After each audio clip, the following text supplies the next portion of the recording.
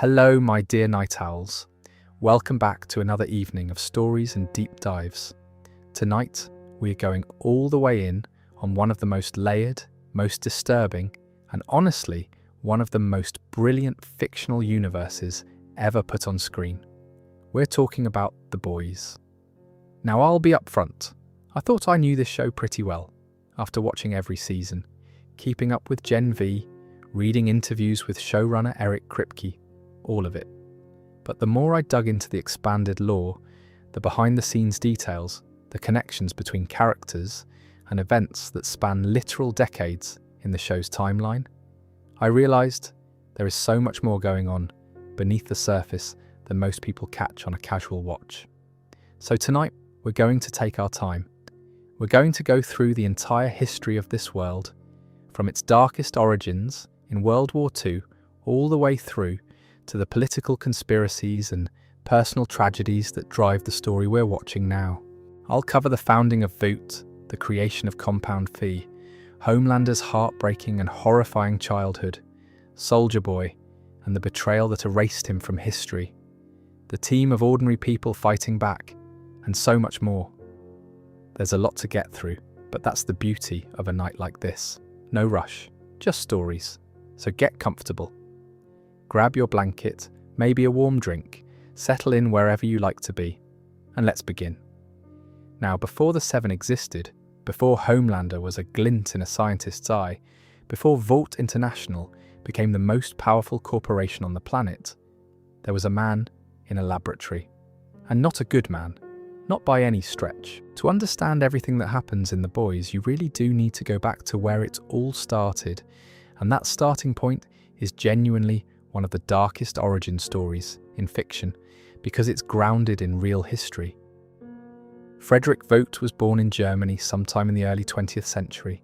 He was a gifted young man, earned his medical degree at the University of Munich, and developed a reputation as an exceptional geneticist. Brilliant mind by all accounts. The kind of person who could have done extraordinary good in the world. But Frederick Vought didn't choose good. He chose power. At some point during his career, he joined the National Socialist German Workers' Party, the Nazi Party. And by 1939, Adolf Hitler himself had appointed Frederick Vought as the chief physician at the Dachau concentration camp. Just let that sit for a moment. The founder of Vought International, the man whose name is on the building where Homelander holds press conferences and smiles for cameras, was a Nazi doctor conducting experiments on prisoners in one of the most notorious concentration camps in history. The show doesn't shy away from this. In fact, it's one of the most important pieces of context for understanding everything that follows. At Dachau, Vought was given access to human test subjects, prisoners who had no choice, no ability to consent, no protection from what was being done to them. And what Vought was doing was trying to create something that didn't exist yet. A serum that could fundamentally alter human biology. A chemical compound that could grant a person abilities far beyond what nature intended. He called it Compound 5. The V standing for Vought himself naturally. Even in his most dangerous work, the ego was there. The early prototypes were tested on those prisoners. Most of them probably died. The show doesn't go into extensive detail about how many lives were lost in those early experiments. But given what we know about the real Dachau and the real experiments conducted there, you can fill in the gaps. It was brutal, inhumane work carried out in the service of a monstrous ideology. Frederick Vought was creating Compound V because he believed in the Nazi vision of a master race. He wanted to build super soldiers for Hitler's army. People who were faster, stronger, more durable than any normal human. Weapons in human form. His first successful patient was his own wife. Her name was Clara Reisinger, and when Frederick injected her with what he called V1, the original and purest form of Compound V, it worked. Clara gained extraordinary powers, superhuman strength, the ability to generate and project electricity from her body, and perhaps most importantly, a dramatically slowed aging process. V1 didn't just make her powerful, It made her effectively immortal. Clara Risinger became the first supie in existence. The world's first superhero, if you could call someone with her beliefs a hero, because Clara was just as much of a true believer as her husband. She shared his ideology completely. Together, Frederick and Clara Vought didn't just want to win the war for Germany. They had a much larger vision. They wanted to use Compound 5 to create an entire race of superhuman beings who would sweep across the world and enforce their twisted idea of racial purity. It wasn't just about making soldiers, it was about remaking humanity in their image. But here's where history intervened, as it tends to do. By early 1944, Frederick Vought could see the writing on the wall. Germany was losing the war. The Allied forces were advancing on multiple fronts, and it was becoming increasingly clear that the Third Reich was collapsing. Frederick Vought was many things, but he wasn't stupid. He wasn't going to go down with the ship. So he made a calculation, a cold, pragmatic decision that would shape the next century of human history. He defected. With covert assistance from the Allied powers, Frederick Vought was smuggled out of Europe and brought to the United States. He brought his knowledge, his research, his formula for Compound 5, and his wife, Clara, with him. And this is where the show draws on real history in a way that's genuinely unsettling. Because what Frederick Vought did mirrors exactly what happened in the real world with Operation Paperclip. That was the actual United States program, fully documented and declassified, where the American government recruited Nazi scientists after World War II, gave them new identities, and put them to work on American projects. Men like Wernher von Braun, who helped build the V-2 rockets that killed thousands of people in London, was brought to America and eventually became one of the architects of NASA's space program. The same hands that built weapons of mass destruction for Hitler were later celebrated for putting Americans on the moon. Frederick Vought got the same deal. In exchange for handing over Compound 5 to the American military, President Franklin D. Roosevelt pardoned him in 1944. His Nazi past was scrubbed from public records. Only the highest-ranking Vought employees, people like Stan Edgar decades later, even knew the truth about the company's founder. To the outside world, Frederick Vought was an American success story, a brilliant scientist who helped win the war and founded a company that would change the world. And he did change the world, just not in the way the public was led to believe. One of Frederick's first acts after arriving in America was to administer V1 to a young army volunteer named Benjamin. Born in 1919, Benjamin was a kid from privilege whose father was a wealthy and abusive industrialist. The public would later be told a different story, that he was a poor kid from South Philadelphia who pulled himself up by his bootstraps, but that was Vought propaganda. Benjamin received the V1 serum and became America's first homegrown superhero.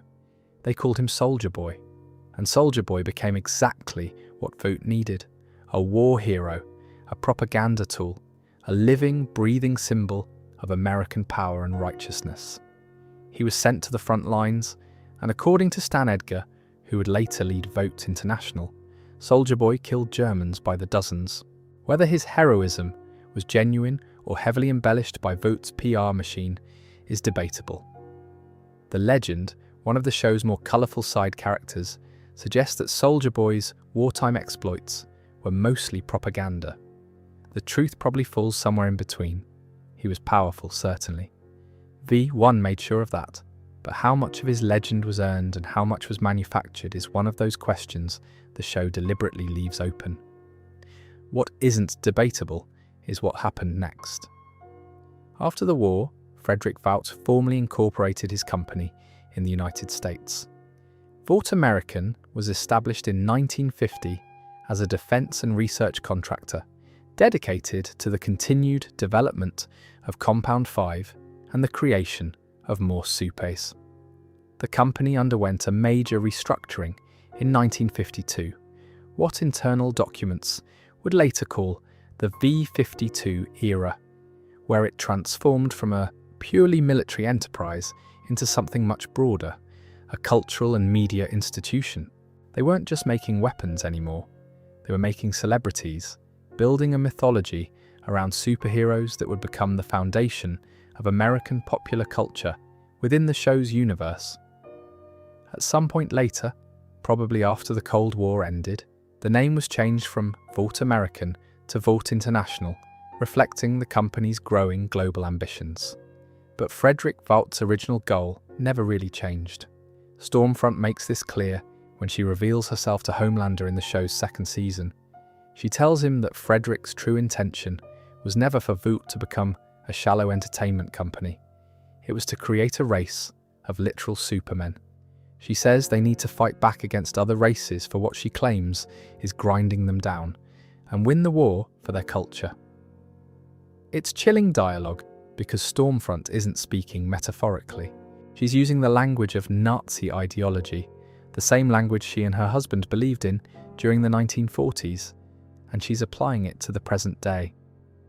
Frederick Vought may have died at some point after the war. The show never gives us an exact date, but his vision lived on. First through Stormfront, who hid in plain sight for decades under various identities, and later through the institutional machinery of Vought International itself. Now, here's what I find really fascinating about all of this from a storytelling perspective. Eric Kripke, the showrunner, has talked in interviews about how the show uses real history as a foundation and then builds its fiction on top of it. The Boys isn't just making up a dark corporate backstory for shock value. It's taking something that actually happened, the systematic pardoning and rehabilitation of Nazi scientists by the American government, and asking the question, what if one of those scientists had created something even more powerful than a rocket or a bomb? What if he'd created people with the power of gods? And what if the ideology that drove those experiments didn't die with the Third Reich, but instead got embedded in the DNA of a corporation that would grow to become one of the most influential institutions in the world? That's the foundation of The Boys. Every supe you see on screen, every hero marketed on a lunchbox, every member of the Seven standing at a podium talking about truth and justice, they all exist because a Nazi doctor experimented on concentration camp prisoners and then was rewarded for it by the United States government. The show never lets you forget that. Even when things get funny or absurd or over the top with gore, that darkness is always underneath everything.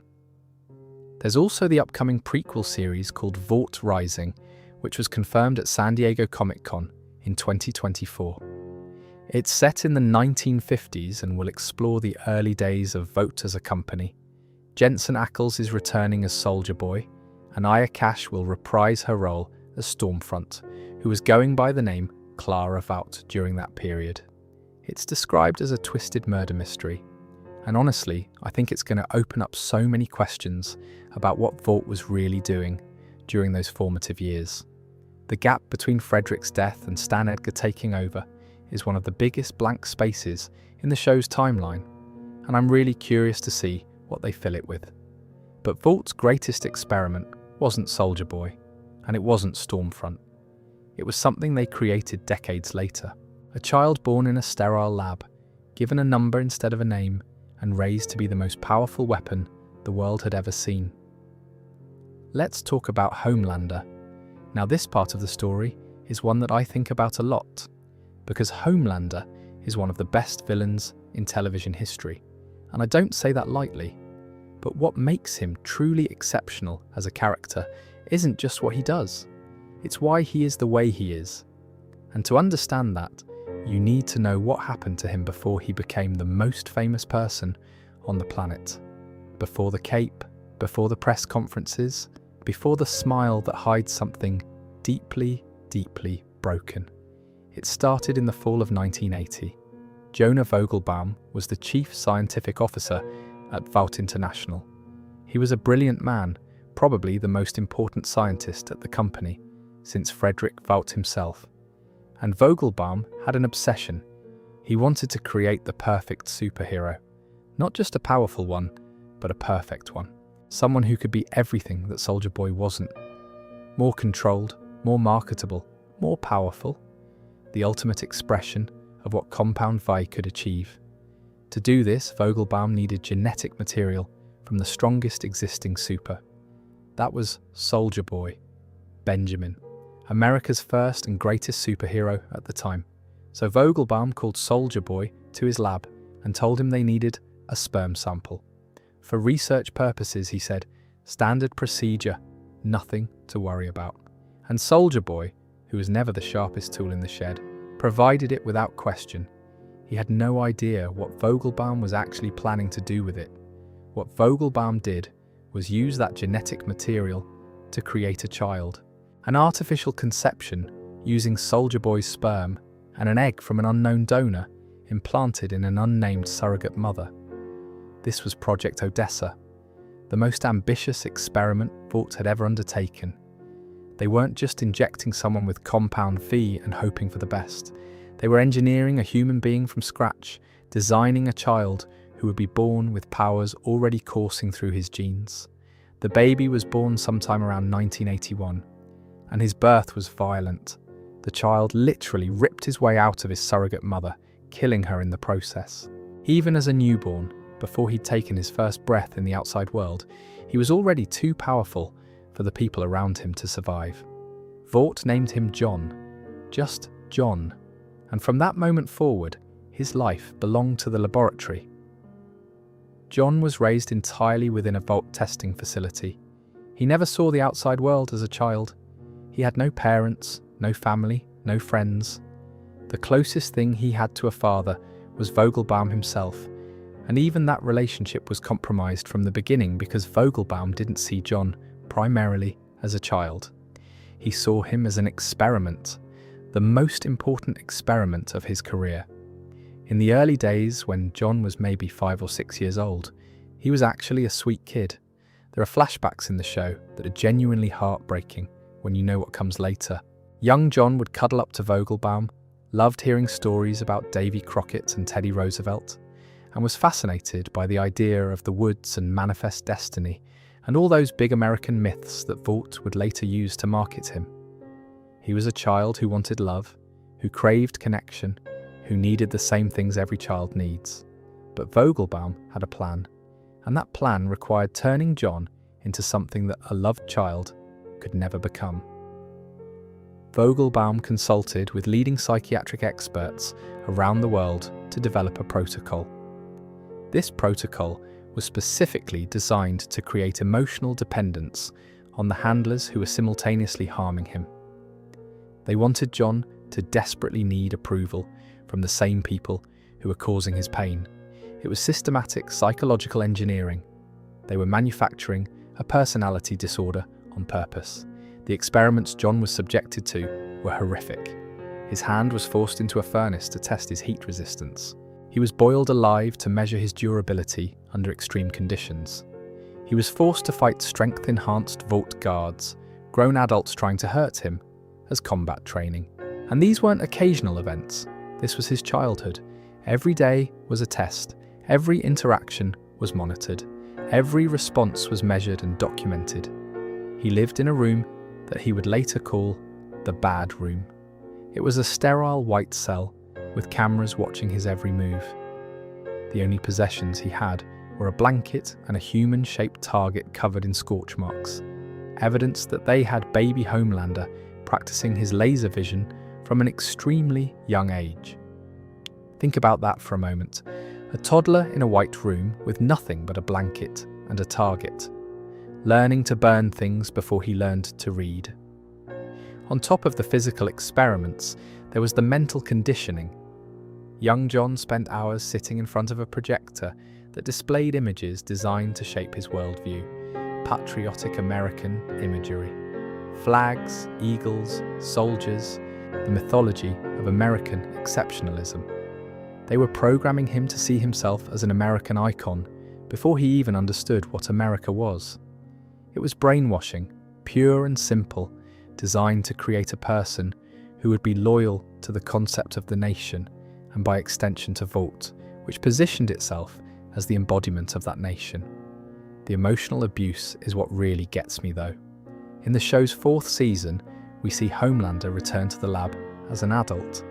and the details that emerge are stomach-turning. There was a lab technician named Marty who worked under Vogelbaum. On the surface, Marty seemed like one of the kinder adults in John's life.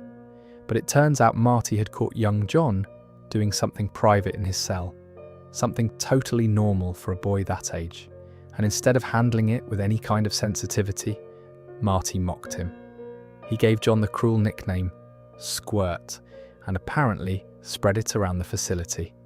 This was a child who had no one in the world, no privacy, no dignity, and the one adult who seemed relatively kind turned out to be just as willing to humiliate him as anyone else. Then there was Barbara. She was John's primary caretaker in the facility, and she appears to be one of the few people he genuinely cared about. She showed him something resembling kindness, even if it was within the framework of this deeply abusive system. When Homelander returns to the lab in Season 4, the way he interacts with Barbara is noticeably different from how he treats the others. There's a vulnerability there, a yearning for the one person who made him feel like maybe he mattered as a person and not just a project. But even Barbara was part of the system. She was there every day, watching what was done to him, participating in an institutional structure that was designed to break a child's soul. And Homelander knows this. He knows that everyone in that lab was complicit, even the ones who are relatively gentle. What Homelander does when he returns to the lab is one of the most disturbing sequences in the entire show. He kills the staff, not quickly, not mercilessly. He takes his time. He humiliates Marty the way Marty humiliated him, forcing him to degrade himself in front of his colleagues before killing him with his laser vision. He works through the others methodically. And then there's Barbara. She tries to calm him down. They have a long conversation where she reflects on his childhood and what was done to him. For a moment, it seems like she might be the one person he'll spare. And then he locks her in the bad room, his old cell, with the bodies of everyone else he's just killed. And he melts the seal around the door so she can never leave. It's horrifying. But the show makes you understand why. It doesn't justify what Homelander does, not even close, but it makes you understand the broken logic of a person who was never given the tools to process pain in any way other than inflicting it on others. Everything that was done to him in that lab, every experiment, every humiliation, every moment of emotional deprivation, all of it created the monster standing in that room. And this is where Vogelbaum's confession comes in. In the show's very first season, Homelander visits Vogelbaum at his home. Vogelbaum is old now, retired, and when he sees what John has become, he's consumed by regret. He tells Homelander something that cuts to the heart of the entire show. "You should have been raised in a home with a family who loved you," he says, "not in a cold lab with doctors." The thing about crossbreeding dogs, you get the right genes, you can get a perfect creation. But it doesn't matter how perfect they are, it's not enough. When I raise subjects without their mothers, they become violent, aggressive, downright hateful. Vogelbaum calls Homelander his greatest failure, and you can see on Homelander's face, beneath the rage and the contempt, there's something else: pain. The deep foundational pain of a child who was never loved and who now can never be satisfied by any amount of power or adoration, because the thing he actually needs, the thing he needed when he was 5 years old, clinging to a blanket in a white room, can never be given to him. Not anymore. It's too late. The damage is permanent. This understanding of Homelander is what separates the boys from most superhero stories. Homelander isn't evil because he's a bad person. He's evil because he was made into one, deliberately, methodically, by people who wanted a weapon and didn't care about the human cost of creating it. Vought didn't want a hero. They wanted a controllable asset. And the way they chose to make him controllable, by making him so emotionally dependent and psychologically damaged that he couldn't function without Vaught's structure, is what made him uncontrollable. They broke him so badly that they created the exact thing they were afraid of, a god with the emotional maturity of an abused child. And then there's the question of his parentage. Homelander doesn't learn that Soldier Boy is his biological father until the show's third season. When Butcher and the team discover this connection and eventually bring it to light, it recontextualizes everything. Soldier Boy looks at Homelander and feels nothing but contempt. He tells him he's a disappointment. And for Homelander, who has spent his entire life searching for a parent figure, for someone who would love him unconditionally, hearing his biological father call him a disappointment is devastating. It confirms his deepest fear, the one that was embedded in him by Vogelbaum's experiments, that he is fundamentally unlovable, that no matter how powerful he becomes, no matter how many people chant his name, no one will ever truly want him. Vogelbaum tried to correct his mistake, not with Homelander, it was far too late for that, but with a new subject. When Homelander sexually assaulted Becca Butcher and she became pregnant with his son, Vought didn't let the child be raised in a lab. Instead, under Vogelbaum's guidance, they created a completely artificial neighborhood. A fake house in a fake community where Becca could raise her son, Ryan, in something resembling normal conditions. The hypothesis was simple. If Homelander's problems came from being raised without love and family, then raising his son with a present, loving mother should produce a different result. And it worked, at least partially. Ryan has empathy. He has emotional regulation. He can feel guilt and love and compassion, all the things Homelander can only imitate. But Ryan was also raised in isolation, just a gentler form of it. When he discovers that his whole world is fake, the sense of betrayal hits him hard, and now he's being pulled between two worlds. Butcher's world, which represents the chance to be something good, and Homelander's world, which represents the intoxicating, terrifying power of being something more than human. The entire Homelander story is essentially the show's thesis statement. Nature versus nurture, power versus love. The question of whether anyone, no matter how broken, can choose to be different. And honestly, I don't think the show has answered that question yet. Maybe it can't. Maybe the point is that the question itself is what matters. What I will say is that Anthony Starr's performance in this role is one of the most remarkable things I've ever seen on television. He manages to make you feel sympathy for a character who has done truly unforgivable things. Not because those things are justified, but because you can see the child inside the monster. You can see the little boy in the white room who just wanted someone to hold him. And that is devastating in a way that no amount of gore or shock value could ever achieve. Homelander was designed to be the next evolution of what Vought started with Soldier Boy. But Soldier Boy himself has a story that's just as dark, just as complicated, and in some ways even more tragic. Because he had decades of freedom, decades of being celebrated and adored, before it was all taken away from him in the most brutal betrayal imaginable. Now, if Homelander represents what happens when you take a child and strip away everything that makes a person human, Soldier Boy represents something different. He's the cautionary tale of what happens when you give a deeply flawed person unlimited power and zero accountability for almost an entire century. Benjamin, who would become Soldier Boy, was born in 1919. And this is where the Vought propaganda machine kicks in, because the public story and the real story are very different. Vought told the American people that Soldier Boy was a poor kid from South Philadelphia, a scrappy underdog who was chosen for a top-secret military program and transformed into America's greatest weapon against fascism. It's a classic bootstrap narrative, the kind of story Americans love. Problem is, almost none of it was true.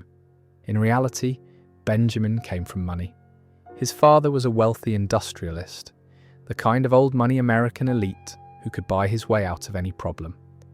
But his father was also abusive, genuinely cruel in the way that powerful men sometimes are when they believe their children are extensions of their own ego rather than actual human beings. This is important context because it means Soldier Boy was already damaged before he ever received a drop of Compound V.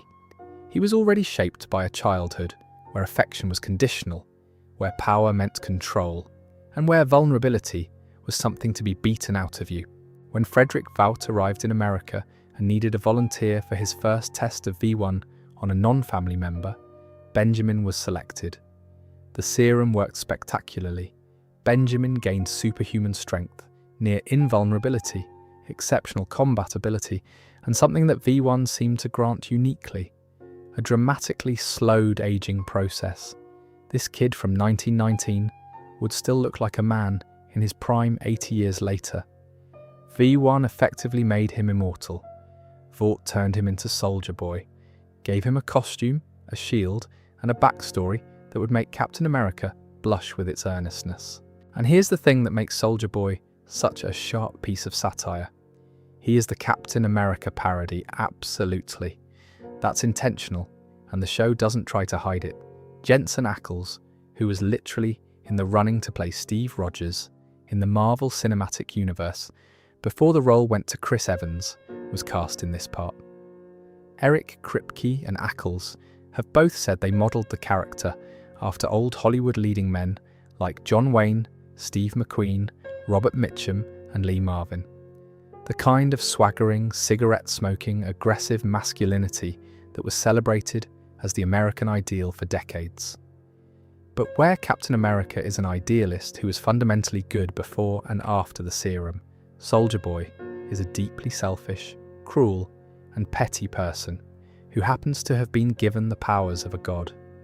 The serum didn't change who Benjamin was, it just amplified it, gave him a bigger stage on which to be terrible. According to the show's timeline, Soldier Boy served in World War II. Stan Edgar, who would later become CEO of Vought, confirms that he killed Germans by the dozens.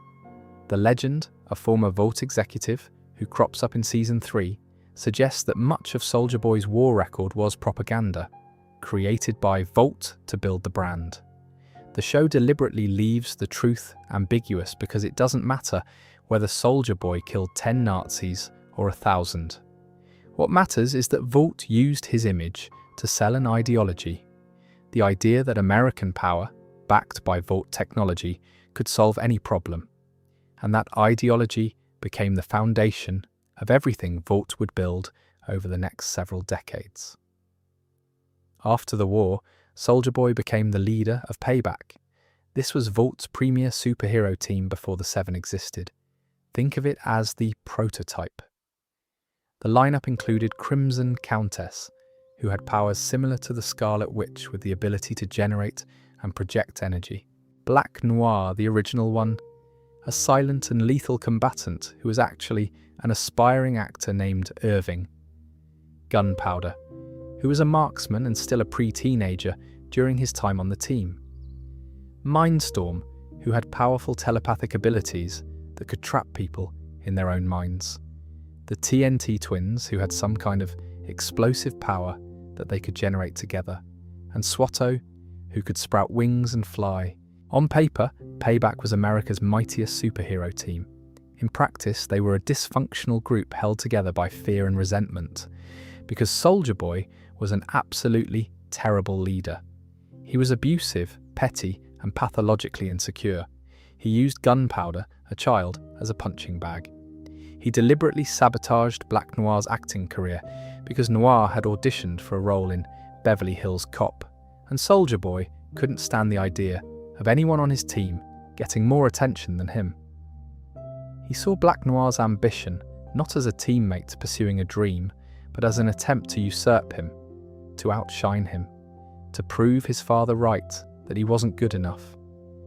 That insecurity is the key to understanding Soldier Boy. For all his swagger and machismo, for all the faux confidence and tough guy posturing, Benjamin was terrified that his abusive father was right about him, that he was worthless, that he wasn't special. And so he spent decades trying to prove otherwise, by making sure everyone around him was smaller, weaker, and more afraid of him than he was of himself. This behaviour had consequences. Every member of Payback hated him. Not disliked, hated. And that hatred was allowed to fester for years, decades even, because Vought didn't care about the internal dynamics of its teams as long as the marketing numbers looked good. Soldier Boy was the face of the brand. Payback sold merchandise and movie tickets and theme park admissions. The fact that the actual people on the team were miserable was irrelevant to the corporate machine. Then came 1984, and this is one of the most pivotal events in the entire show's mythology. A young and ambitious Stan Edgar, who was climbing the corporate ladder at Vought, pushed for supes to be used in actual military operations. This had been a goal of Vought's since the company was founded. Getting superheroes into the military would be enormously lucrative, but it had never been successfully accomplished. Edgar saw an opportunity in Nicaragua. In the real world, the Iran-Contra affair was a massive scandal where the United States government secretly facilitated arms sales to Iran and used the profits to fund Contra rebels in Nicaragua who were fighting against the Soviet-backed Sandinista government. The operation was funded in part through illegal cocaine trafficking. It was one of the most controversial and shameful episodes in American foreign policy during the Cold War. The Boys takes this real history and inserts supes into it. In the show's version, Vought's Operation Charlie had CIA case officer Grace Mallory, who was then a young lieutenant colonel, running a covert operation supporting the Contras. Edgar arranged for Payback to be sent to Nicaragua to work alongside Mallory's unit. This was the test case. If supes could perform effectively in a military theatre, it would open the door to billion-dollar defense contracts for Vought. From the moment Payback arrived, it was a disaster. Soldier Boy was arrogant and dismissive of Mallory. He hit on her repeatedly, made comments about her appearance in the middle of briefings, told her she should smile more, and when she finally rebuffed him clearly, he responded by calling her homophobic slurs.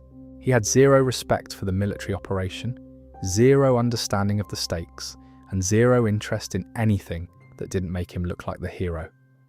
The other members of Payback were no better. They were undisciplined, untrained for real combat, and treated the entire mission like a vacation.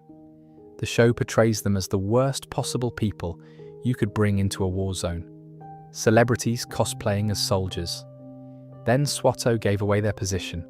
He took an unauthorized flight, rising above the tree line where the enemy could spot him, and the Sandinistas and their Soviet allies used that intelligence to launch a devastating surprise attack on Mallory's base. What followed was a massacre.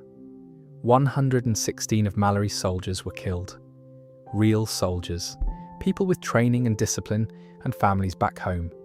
Slaughtered because a supe couldn't follow basic operational security. But it gets worse. Because the attack wasn't just a military disaster, it was the cover for a betrayal that had been planned in advance. With Vought's knowledge and approval, the remaining members of Payback, all the ones who had spent years suffering under Soldier Boy's abuse, used the chaos of the battle to turn on him. Black Noir fought him first. Soldier Boy was powerful enough to overpower the entire team in a straight fight, and he nearly killed Noir during the struggle, smashing his shield into Noir's head with enough force to take out a chunk of his brain and pressing his face into a burning vehicle, leaving him permanently scarred. That's why the Black Noir we meet in the show's present timeline always wears a mask. His face was destroyed that night, but the team had planned for Soldier Boy's strength. Mindstorm used his telepathic powers to freeze Soldier Boy's mind, locking him in place. While he was immobilized, Crimson Countess injected him with a sedative, and then together, the members of Payback handed their leader over to the Soviet soldiers. Soldier Boy was transported to a secret Russian military compound, and for the next 4 decades, he was held as a prisoner and a test subject. The Russians experimented on him, trying to understand the V1 serum, trying to replicate it, trying to unlock whatever secrets were encoded in his enhanced biology. The experiments were brutal and prolonged. For almost 40 years, Soldier Boy endured pain and isolation that make even Homelander's childhood look brief by comparison. Back in America, Vought told the public a different story. According to official records, Soldier Boy had died heroically while attempting to prevent a nuclear reactor meltdown in Ohio. He saved the world, they said. A statue was erected in his honor in the middle of New York City. He became a martyr and a legend, which was exactly what Vought wanted. A dead hero is much easier to control than a living one. What makes the Nicaragua betrayal so devastating is how many people it destroyed beyond just Soulja Boy himself. Those 116 dead soldiers were Grace Mallory's people. She watched them die because Vought insisted on inserting supes into a military operation. That experience radicalized her. It turned her from a career intelligence officer into someone who dedicated the rest of her life to fighting Vought. She would go on to create the original Boys, the team of non-powered operatives whose mission was to hold supes accountable. Every member of the Boys exists because of what happened in Nicaragua. Butcher, Huey, Frenchie, Kimiko, all of them trace back to that night. And then there's the Russian experiments. Whatever the Soviets did to Soulja Boy during those 40 years, it changed him. When the Boys eventually find and free him in the show's third season, he's different. He still has all his original powers, the strength, the durability, the anti-aging. But now he has something new, an ability that the Russians inadvertently gave him. He can emit a massive energy blast from his chest, a weapon the show calls BCL Red, which stands for Big Chest Laser. And this blast doesn't just destroy things, it strips supes of their powers. Any supe caught in the blast loses their abilities permanently. This makes Soulja Boy the single most dangerous weapon against Homelander in existence, and that's why the Boys free him. Not out of compassion, not to right a wrong, but because they need a weapon capable of killing or depowering the most powerful being on the planet, the enemy of their enemy. But Soulja Boy isn't their friend. He's not anyone's friend. He's a deeply damaged man who has been tortured for 40 years and has come back into a world he doesn't recognize, driven by rage and a desire for revenge against every member of Payback who betrayed him. He's unstable. His chest blast is triggered by trauma responses, loud noises, particular pieces of music. Anything that reminds him of the Russian experiments can set it off involuntarily. And when it goes off in a populated area, innocent people die. Soulja Boy is the Boys' deconstruction of the myth of the American hero. He looks the part. Jensen Ackles brings genuine movie star charisma to the role, and there are moments where you almost root for him. But then he says something casually racist or dismisses someone's suffering with that flat, entitled confidence. Or you remember that he killed MM's grandfather during a carjacking intervention, and MM's father literally worked himself to death trying to get justice from Vought.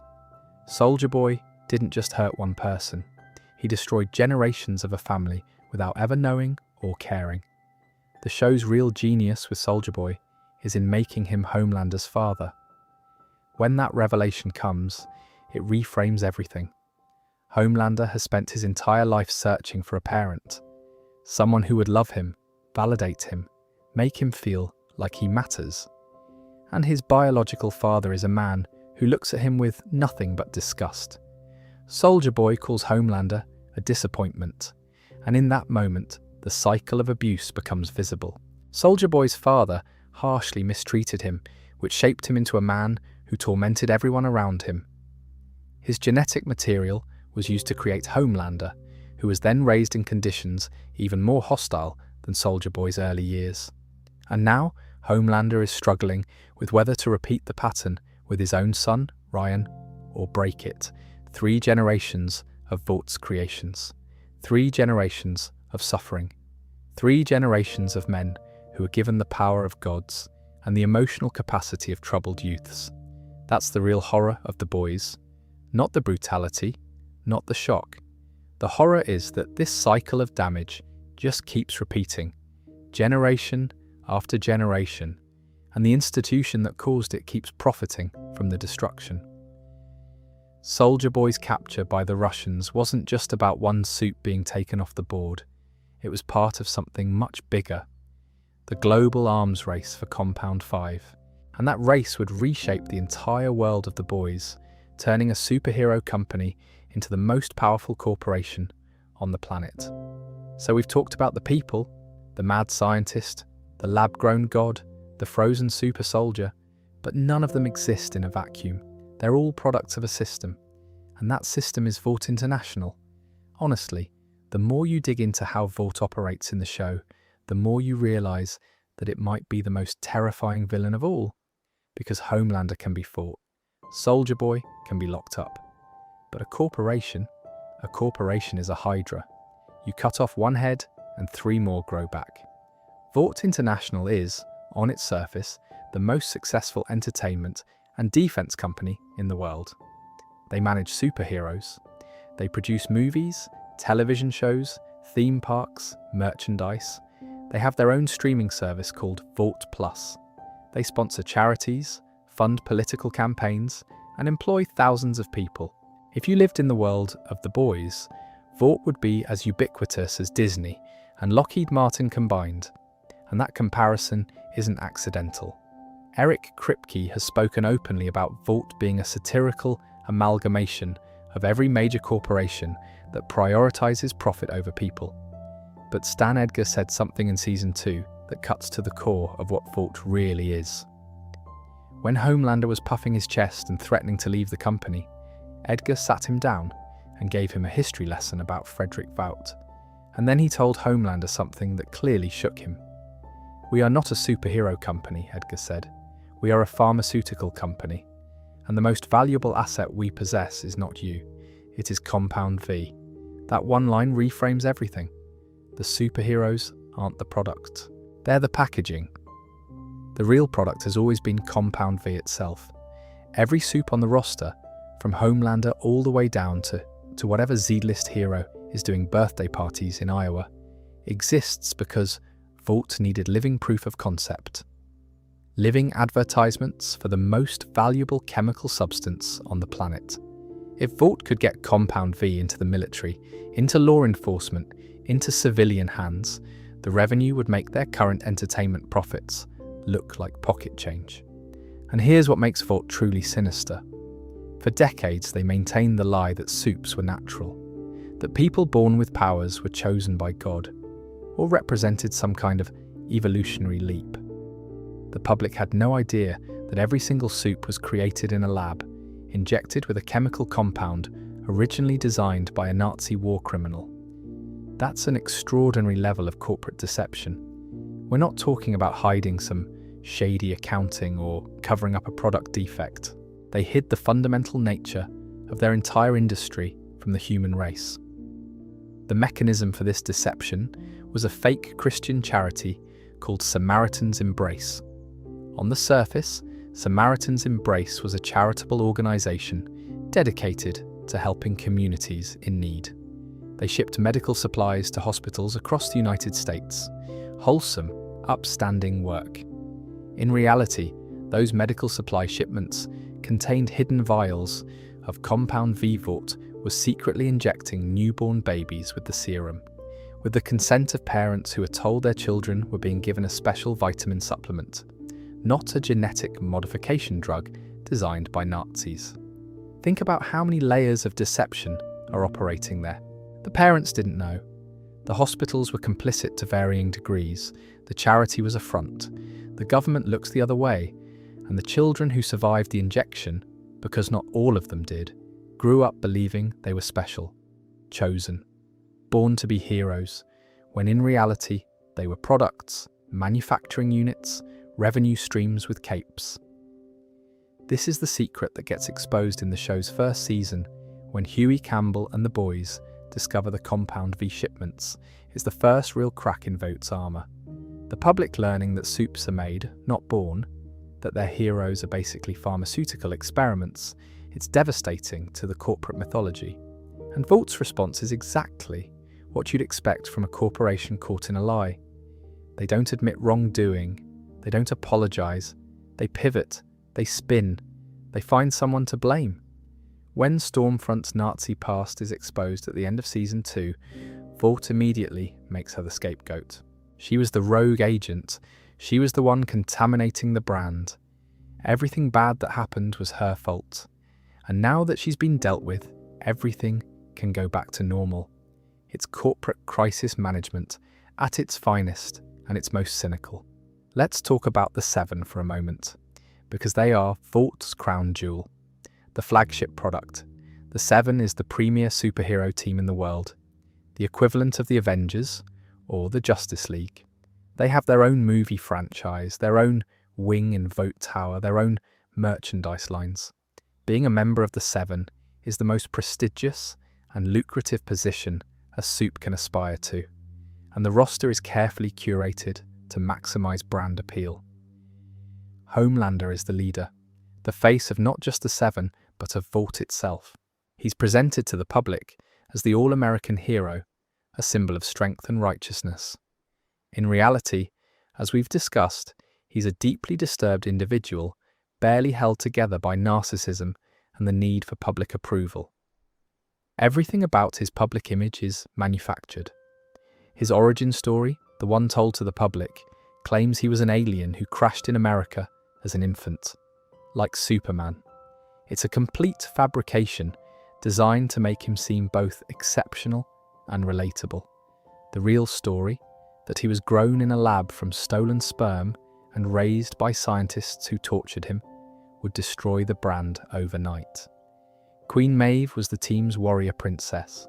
Modelled loosely on Wonder Woman, she was presented to the public as fierce, strong, and inspiring.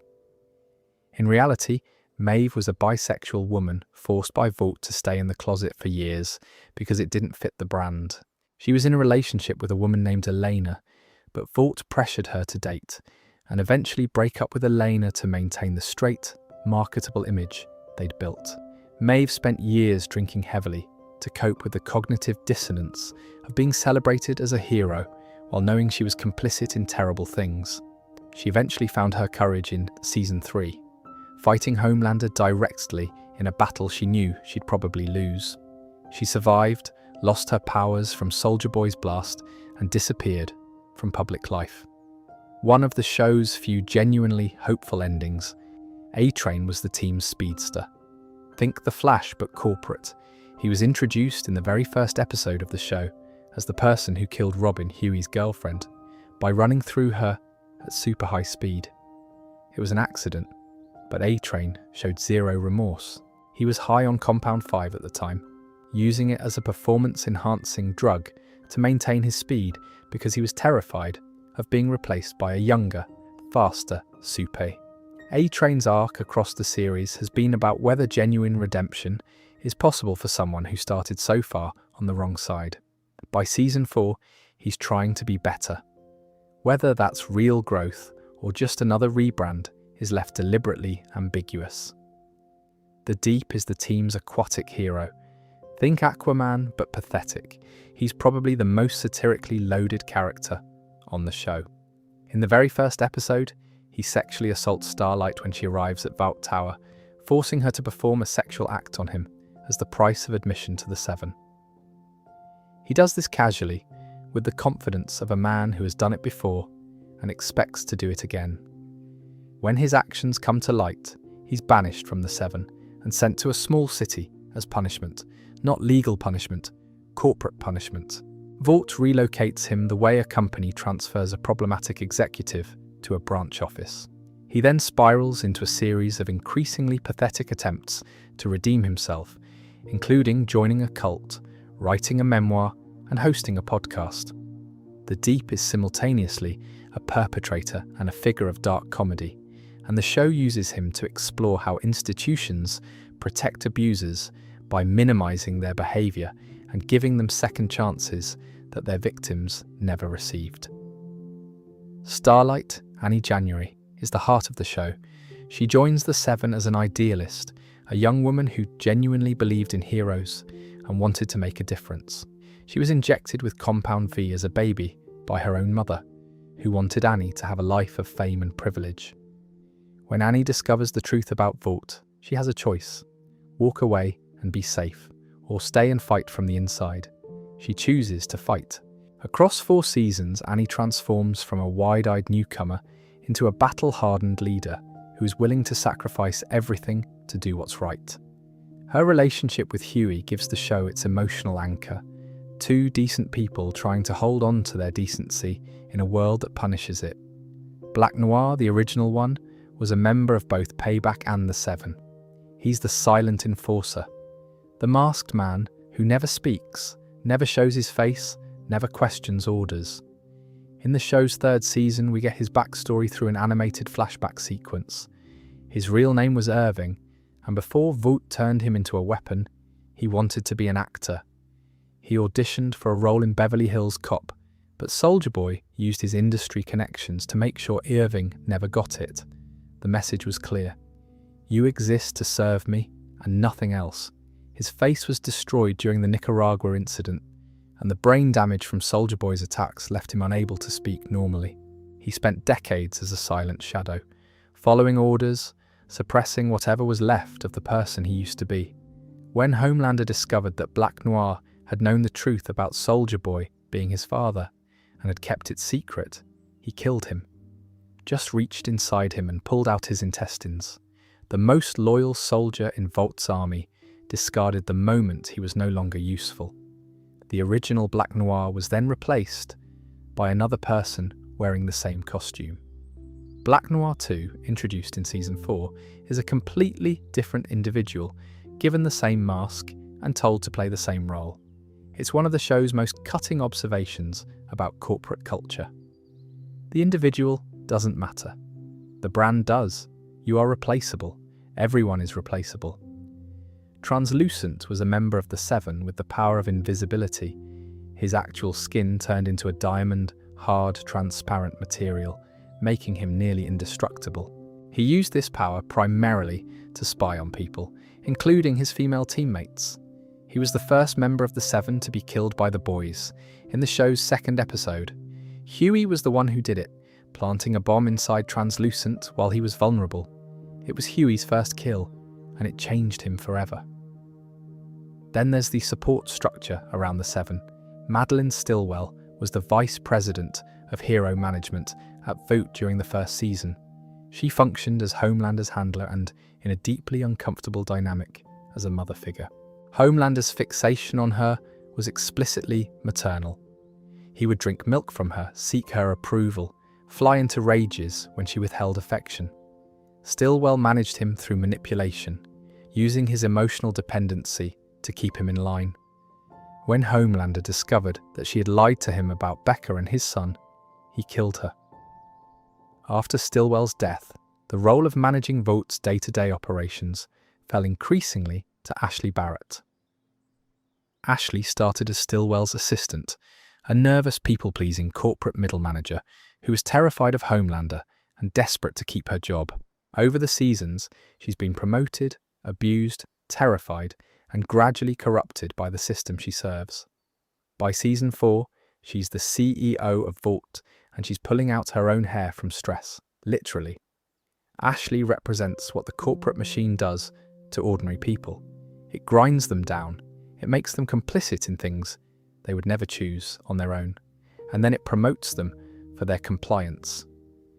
Cameron Coleman was Vaught's media mouthpiece, the host of the 7-on-7 news segments that Vought produced as in-universe propaganda. He was smooth, professional, and completely servile to whatever narrative Vought wanted to push. When his usefulness expired, the Seven killed him. The broader satire of Vought International extends to everything the company touches. Vought Land, the theme park, where tourists can meet supes and buy overpriced merchandise. Vought Studios, which produces movies and shows featuring the Seven. The Dawn of the Seven, a film within the show that keeps getting delayed and rewritten because the real lives of the supes keep creating PR disasters that the marketing department has to work around. Vought Plus, the streaming platform, even the charity galas and the political fundraisers, all of it is part of the same machinery. Create the product, market the product, protect the product. Anything that threatens the brand must be eliminated. What I find most interesting about Vought is how the show refuses to let any single person be the villain of the corporation. Frederick Vought was evil. Stan Edgar was cold and calculating. Madeline Stillwell was manipulative. Ashley Barrett is complicit through cowardice. But the real evil is the institution itself, the system that turns people into products, and products into weapons, and weapons into profit. No one person is responsible because the system is designed to diffuse responsibility. Everyone can point at someone else and say, it wasn't their decision, it was just business. That is a profoundly unsettling mirror held up to the real world, because that's exactly how corporations work. That's how pharmaceutical companies push addictive drugs, how social media platforms radicalize users, how defense contractors profit from war, how entertainment conglomerates exploit their talent. Nobody's the villain, everyone's just doing their job, and the machine keeps grinding. Vaught's machine only works as long as people believe the lie. But once the truth about Compound V gets out, once people start asking questions and demanding answers, the facade begins to crack. And the person who first pulls that thread, the one who starts unraveling the whole thing, is a guy who is just trying to buy his girlfriend a birthday present when a superhero running at 700 miles an hour turned her into a red mist on the sidewalk. Let's talk about the people fighting back. Because in a world full of gods, the most interesting characters are the ones without powers. The ones who looked at the most powerful beings on the planet and said, no, we're going to hold you accountable. We're going to make you answer for what you've done, even if it kills us, especially if it kills us. The boys are a Black Ops team of non-powered civilians whose mission is to monitor, control, and when necessary, eliminate supes who abuse their power. They were originally formed by Grace Mallory after the Nicaragua disaster. Mallory, as we talked about earlier, lost 116 soldiers because Vought forced superheroes into a military operation they had no business being part of. That experience burned away whatever trust she might have had in the system. She realized that supes were not going to be held accountable through normal channels. Courts couldn't prosecute them. Police couldn't arrest them. Politicians were bought and paid for by Vought. The only way to balance the scales was to create a team that could operate outside the law, outside oversight, and do whatever was necessary to keep supes in check. By the time the show begins, Mallory has stepped back from direct leadership. She's older, living in a safe house with her grandchildren, trying to keep a low profile, but her creation, the concept of the boys, has been inherited by a man who has a very personal reason for wanting to see every supie on the planet suffer. Billy Butcher is the heart and the darkness of the show. He's played by Carl Urban with this coiled intensity, this barely contained rage that can shift into charm and back again in the space of a sentence. Butcher is a complicated man. He's charismatic, ruthless, emotionally manipulative, and genuinely dangerous. He lies to the people who trust him. He uses them as tools. He's willing to sacrifice almost anyone if it gets him closer to his goal. And his goal, the thing that drives every decision he makes, is destroying Homelander. Butcher's reason is personal. Before the show begins, his wife, Becca, worked at Vought as an administrative assistant. During that time, Homelander sexually assaulted her. Becca became pregnant as a result. Rather than tell her husband what happened, Becca went to Vought. Specifically, she went to Madeline Stillwell and Jonah Vogelbaum, and Vought did what Vought does. They made the problem disappear. They put Becca in a secret witness protection compound, a fake neighborhood designed to look normal, where she could raise Homelander's son, Ryan, away from the public eye, away from Homelander, who had no idea the child existed, and away from Butcher, who was told nothing. Butcher spent years believing his wife was dead, murdered by Homelander. That belief calcified into a hatred so consuming that it became the organizing principle of his entire existence. He didn't want justice. He wanted revenge. He wanted to hurt Homelander the way Homelander had hurt him. And he was willing to burn down the entire world to make that happen. When Butcher eventually discovers that Becca is alive, it doesn't soften him. If anything, it makes him worse. Because now he knows that Vought didn't just take his wife. They gave her back a life, one that didn't include him, one where she chose to raise Homelander's son in secret rather than come home. Butcher can't process that. He can't hold the complexity of Becca's impossible situation, the fact that she was doing the best she could in an impossible circumstance, because his pain won't let him. His hatred has become his identity, and without it, he doesn't know who he is. This is what makes Butcher such a brilliant character. He's the protagonist of the show, technically. He's the one fighting the good fight, but he's not a good man. He's a deeply damaged man, doing something that happens to align with what's right, but for entirely selfish reasons. And the show never lets you forget the difference. In Season 3, Butcher starts using V24, a temporary version of Compound V that gives him superpowers for 24 hours at a time. It's the ultimate irony. The man who hates supes more than anyone on Earth becomes one over and over again, because he needs the power to compete with Homelander. But V24 is unstable. It's not designed for repeated use. By Season 4, the accumulated damage from multiple doses is killing Butcher. He's dying, and a dying Billy Butcher, a man with nothing left to lose, is the most dangerous version of Billy Butcher imaginable. Huey Campbell is Butcher's opposite in almost every way, and that's why he's essential to the show. Huey is introduced in the very first scene of the series. He's at a street corner in New York City with his girlfriend Robin, holding hands, talking about their future, and then A-Train, sprinting at superhuman speed, runs straight through Robin. She's obliterated. 1 second she's there, holding Huey's hand, and the next she's gone. All that's left are her hands, still gripping his. It's one of the most shocking openings in television history, and it establishes the central metaphor of the show. Ordinary people are literally destroyed by the carelessness of those with power. Robin wasn't targeted. She wasn't collateral damage in some grand scheme. She was simply in the wrong place when someone with no regard for human life ran past. That's it.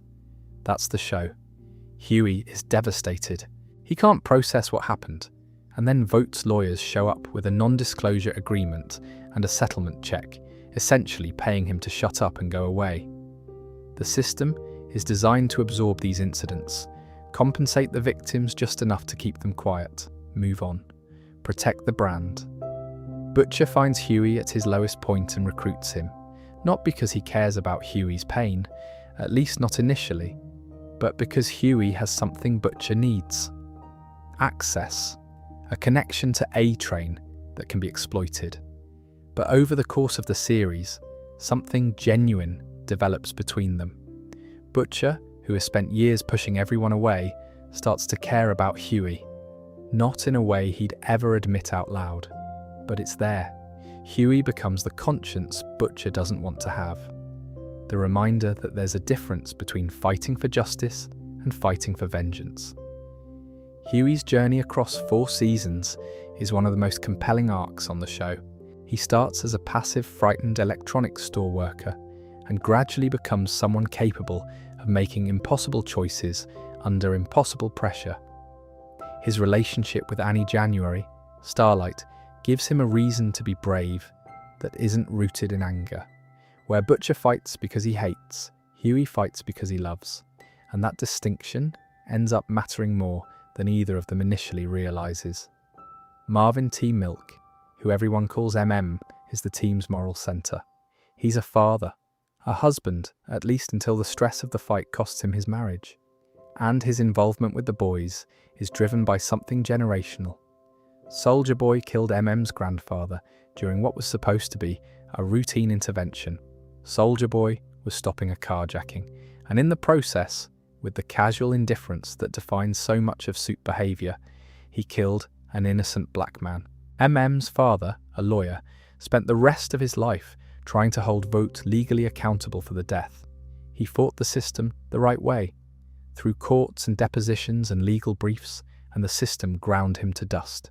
He died at 55, destroyed by a fight he couldn't win. MM carries that legacy. His obsessive, compulsive disorder is directly linked to the trauma of growing up watching his father be destroyed by an unjust system. When things feel out of control, when the chaos of fighting supes becomes too much, MM's OCD flares.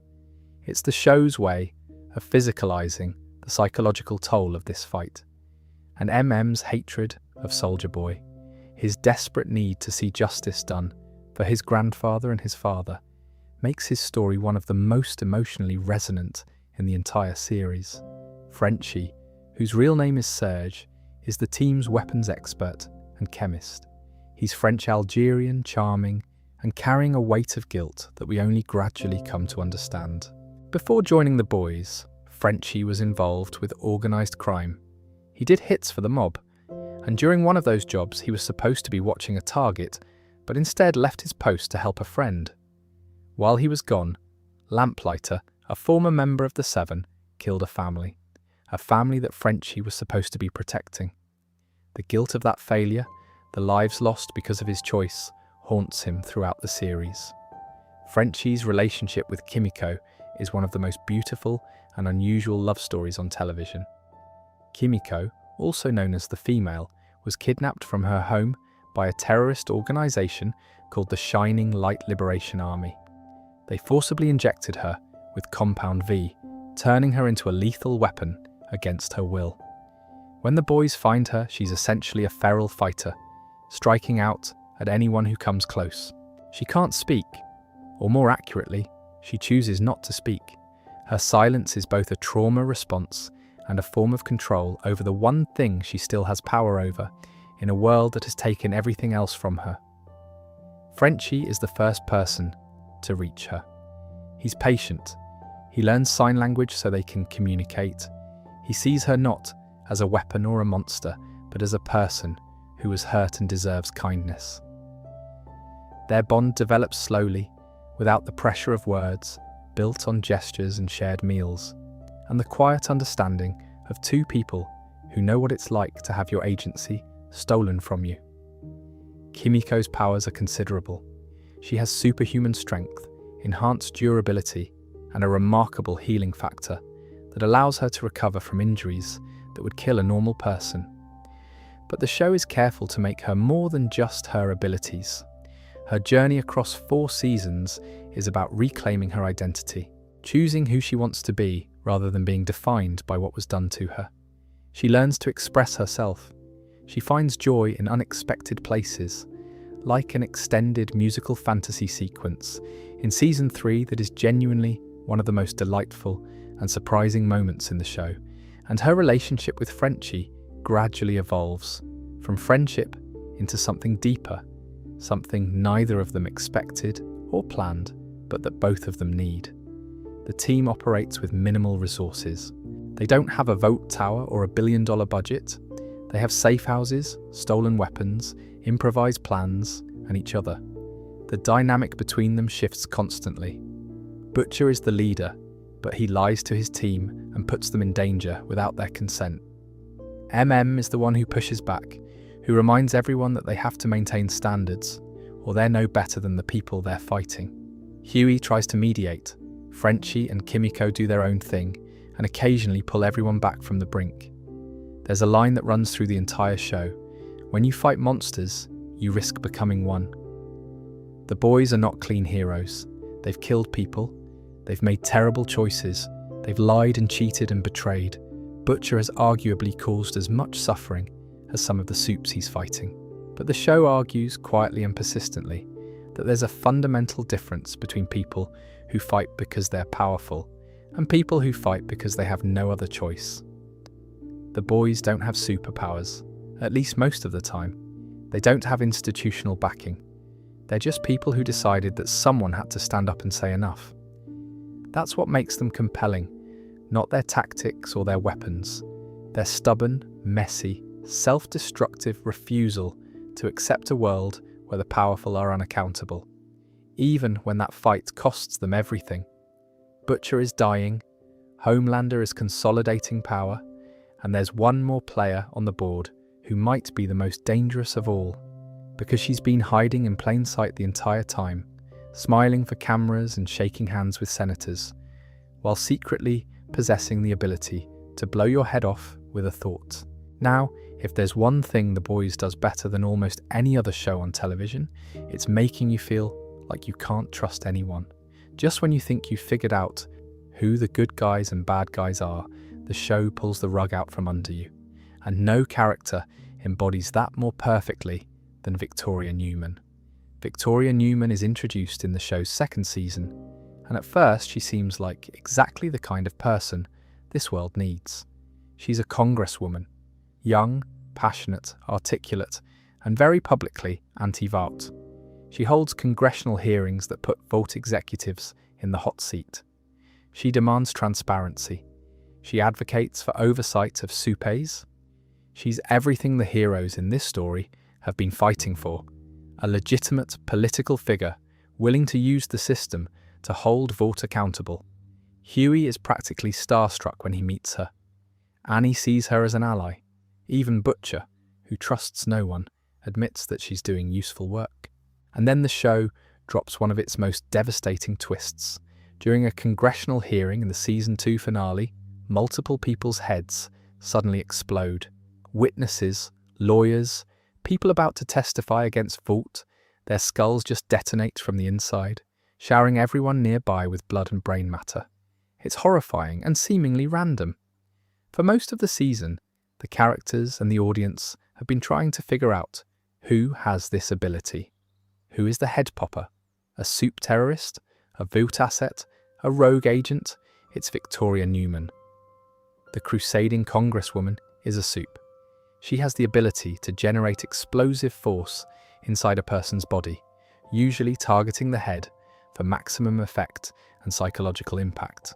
And she's been using this power to systematically eliminate anyone who gets too close to the truth about Vought. Not because she's anti-Vought, because she is Vought.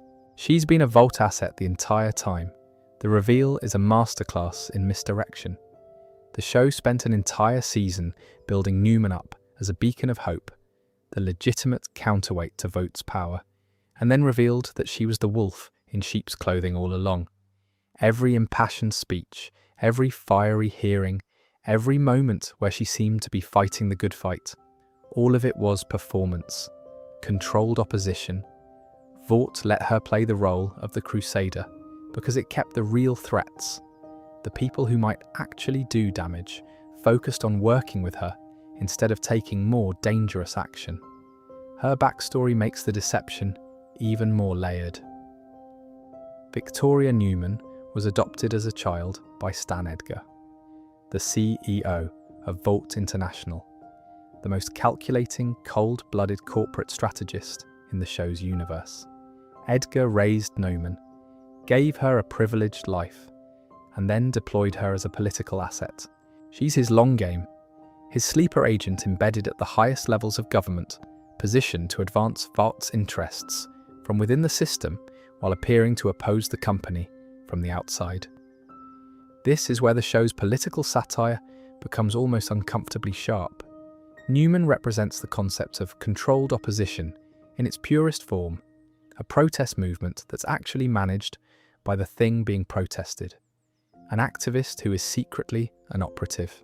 The show is drawing on real political dynamics where corporations fund both sides of a debate, where supposed watchdog organizations are actually funded by the industries they're supposed to be watching, where the appearance of accountability is used as a substitute for actual accountability. By the show's fourth season, Newman's position has become genuinely terrifying. She's no longer just a congresswoman. She's been selected as the vice presidential running mate for Robert Singer, a presidential candidate who genuinely wants to reform the soup system. Singer doesn't know what Newman really is. He thinks she's an anti-corruption crusader whose popularity with voters will boost his ticket. And when they win the election, which they do, Victoria Newman becomes the Vice President of the United States, one heartbeat away from the Oval Office, and she can make that heartbeat stop anytime she wants. The implications are staggering. A Vought-controlled soupy as Vice President. If anything happens to President Singer, and in the world of The Boys, things tend to happen to people who get in Vought's way, Newman becomes the most powerful person in the world. not because of her soupy abilities, though those are frightening enough, but because she would control the nuclear codes, the military, the intelligence agencies, the entire apparatus of American government, and she would use all of it in service of Vought's agenda. This connects directly to one of the show's most important spin-off storylines.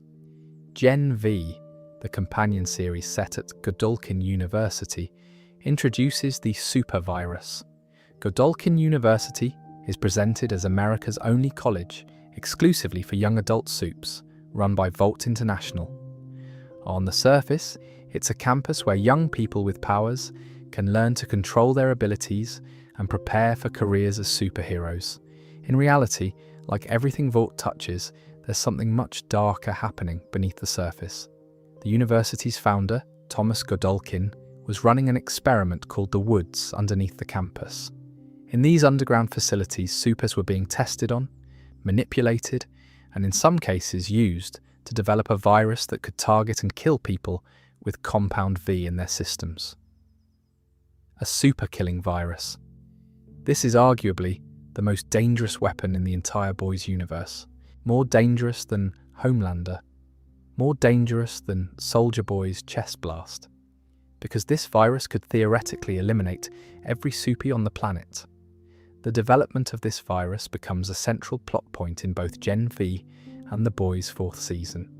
Whoever controls the virus controls the balance of power between supes and humans. If the government has it, they have a deterrent against supie aggression. If Vought has it, they have a way to eliminate any super who becomes a liability. If Homelander gets his hands on it, he can ensure that no other supe ever challenges his supremacy.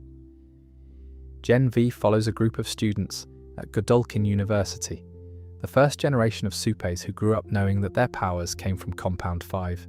This is important because every previous generation of supes was raised believing their abilities were natural or God-given. These kids know the truth. They know they're products of a pharmaceutical company, and that knowledge changes how they relate to their own powers and to the institution that created them. The main characters of Gen V include Marie Moreau, a young woman with blood manipulation powers, who becomes the central figure in uncovering the Woods conspiracy. Golden Boy, the school's star student who could generate and project intense heat, and whose mental breakdown and subsequent murder-suicide in the first episode sets the entire plot in motion. Kate Dunlap, who has the ability to control people's minds through physical touch, and who gradually becomes radicalized towards supe supremacist ideology. And Sam Riordan, a super strong young man who is experimented on in the Woods and escapes to help expose the conspiracy. By the end of Gen V's first season, the Woods have been exposed, Godolphin's experiments have been revealed, and several of the students are drawn into the larger conflict between the boys and Vought. Kate Dunlap and Sam Riordan end up joining Homelander's faction by the end of the boys' season 4, adding powerful new supes to his growing army. Marie Moreau and her allies represent a potential third force, young supes who are neither loyal to Vought nor willing to follow Homelander, but who are trying to find their own path. The political dimensions of the show extend beyond just Neumann and the government. Throughout season 4, Homelander's public support base becomes more visible and more frightening. His followers, sometimes called Storm Chasers, as a nod to Stormfront's influence, are a fiercely loyal and increasingly violent group who see Homelander as a persecuted hero. When he's put on trial for publicly killing a civilian, they rally around him. When he's acquitted, they celebrate. When counter-protesters show up, violence erupts. The parallels to real-world political dynamics are deliberate and uncomfortable. Eric Kripke has talked about this in multiple interviews. He said that The Boys started development in 2016 and has consistently found itself reflecting or predicting real political events. The show depicts a society being torn apart by propaganda, fear, and the weaponization of identity. Supes who use their powers to intimidate and control, corporations that fund both sides of the political spectrum, media outlets that function as propaganda arms. A public so terrified and so divided that they'll accept almost anything as long as it comes from someone who tells them what they want to hear. The genius of making Newman the hidden threat is that it undercuts the most common narrative in stories like this. In most fiction, the answer to corporate tyranny is political reform. Get the right people in office, pass the right laws, create oversight committees with real teeth. The Boys says that doesn't work either, because the corporations will compromise the reformers. They'll adopt them, raise them, place them in positions of power where they look like opposition but function as assets. It's deeply cynical, but the show earns its cynicism because it's based in observable reality. The revolving door between government and industry. The way regulation gets captured by the entities it's supposed to regulate. The way populist movements get co-opted by the very forces they claim to oppose. The Boys takes these dynamics and amplifies them to superhuman proportions, but the underlying mechanics are real. What makes Newman particularly tragic is that there are moments where you can see the person she might have been without Edgar's influence. She's genuinely intelligent. She's genuinely capable. There are scenes where her frustration with the system seems real, not performed, and there's a question lurking underneath everything she does. Does she believe in what she's doing? Does she think Edgar's plan is right? Or is she a prisoner of the system that raised her, doing what she was programmed to do because she doesn't know how to be anything else? Sound familiar? It should. It's the same question the show asks about Homelander, about Soldier Boy, about Ryan, about every character who is shaped by forces beyond their control, and then held accountable for the things those forces turn them into. The Boys doesn't offer easy answers to these questions.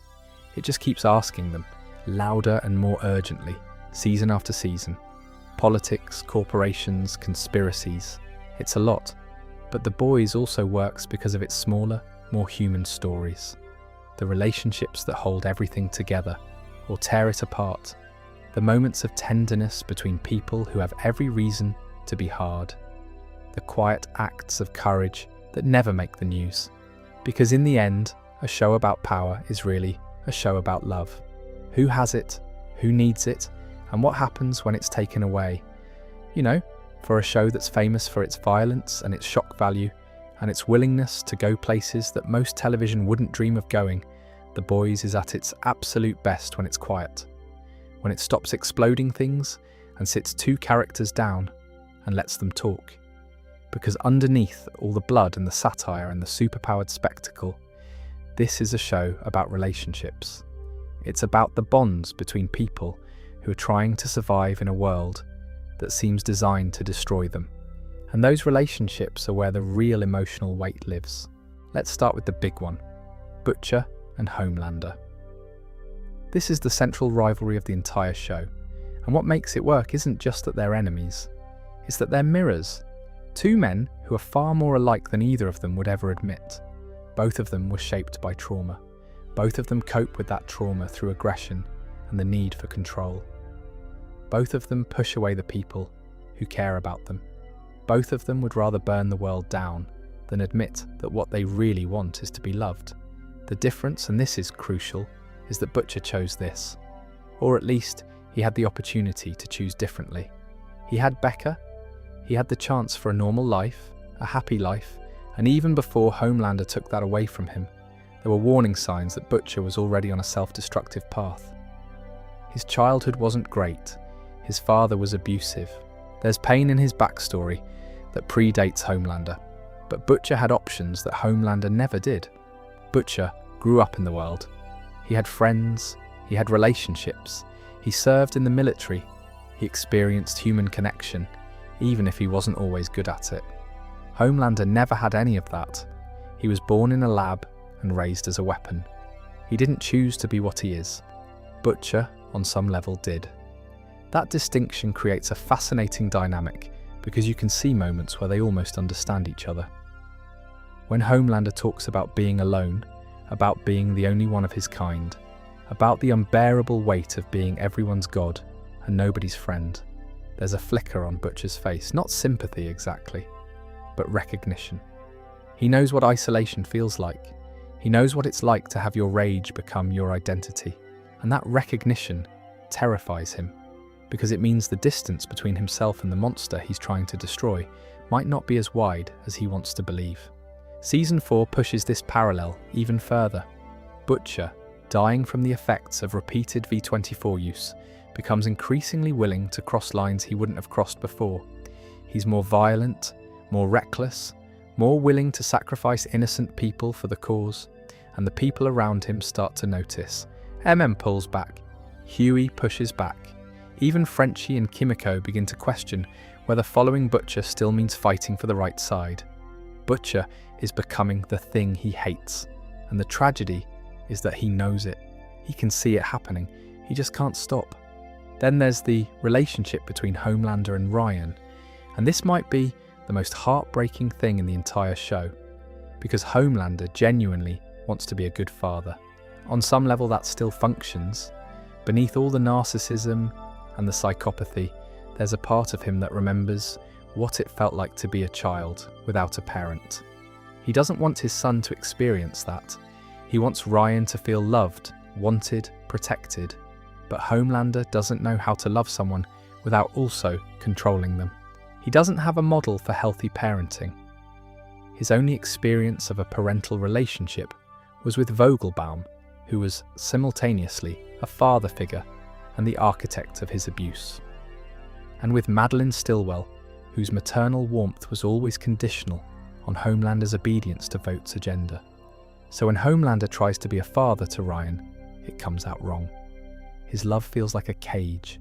His protection feels like isolation. His approval is conditional on Ryan performing the way Homelander wants him to perform. Ryan is caught between two worlds. There's Butcher, who genuinely cares about the boy, but can't fully separate Ryan from his hatred of Homelander. Butcher looks at Ryan and sees both Becca's child and Homelander's spawn, and the tension between those two things eats him alive. He made a promise to Becca to protect Ryan, but his instinct, his deepest impulse, is to destroy everything connected to Homelander. And Ryan is connected to Homelander by blood and by power. Then there's Homelander, who represents a different kind of danger for Ryan. Not physical violence, at least not intentionally, but the seductive pull of power.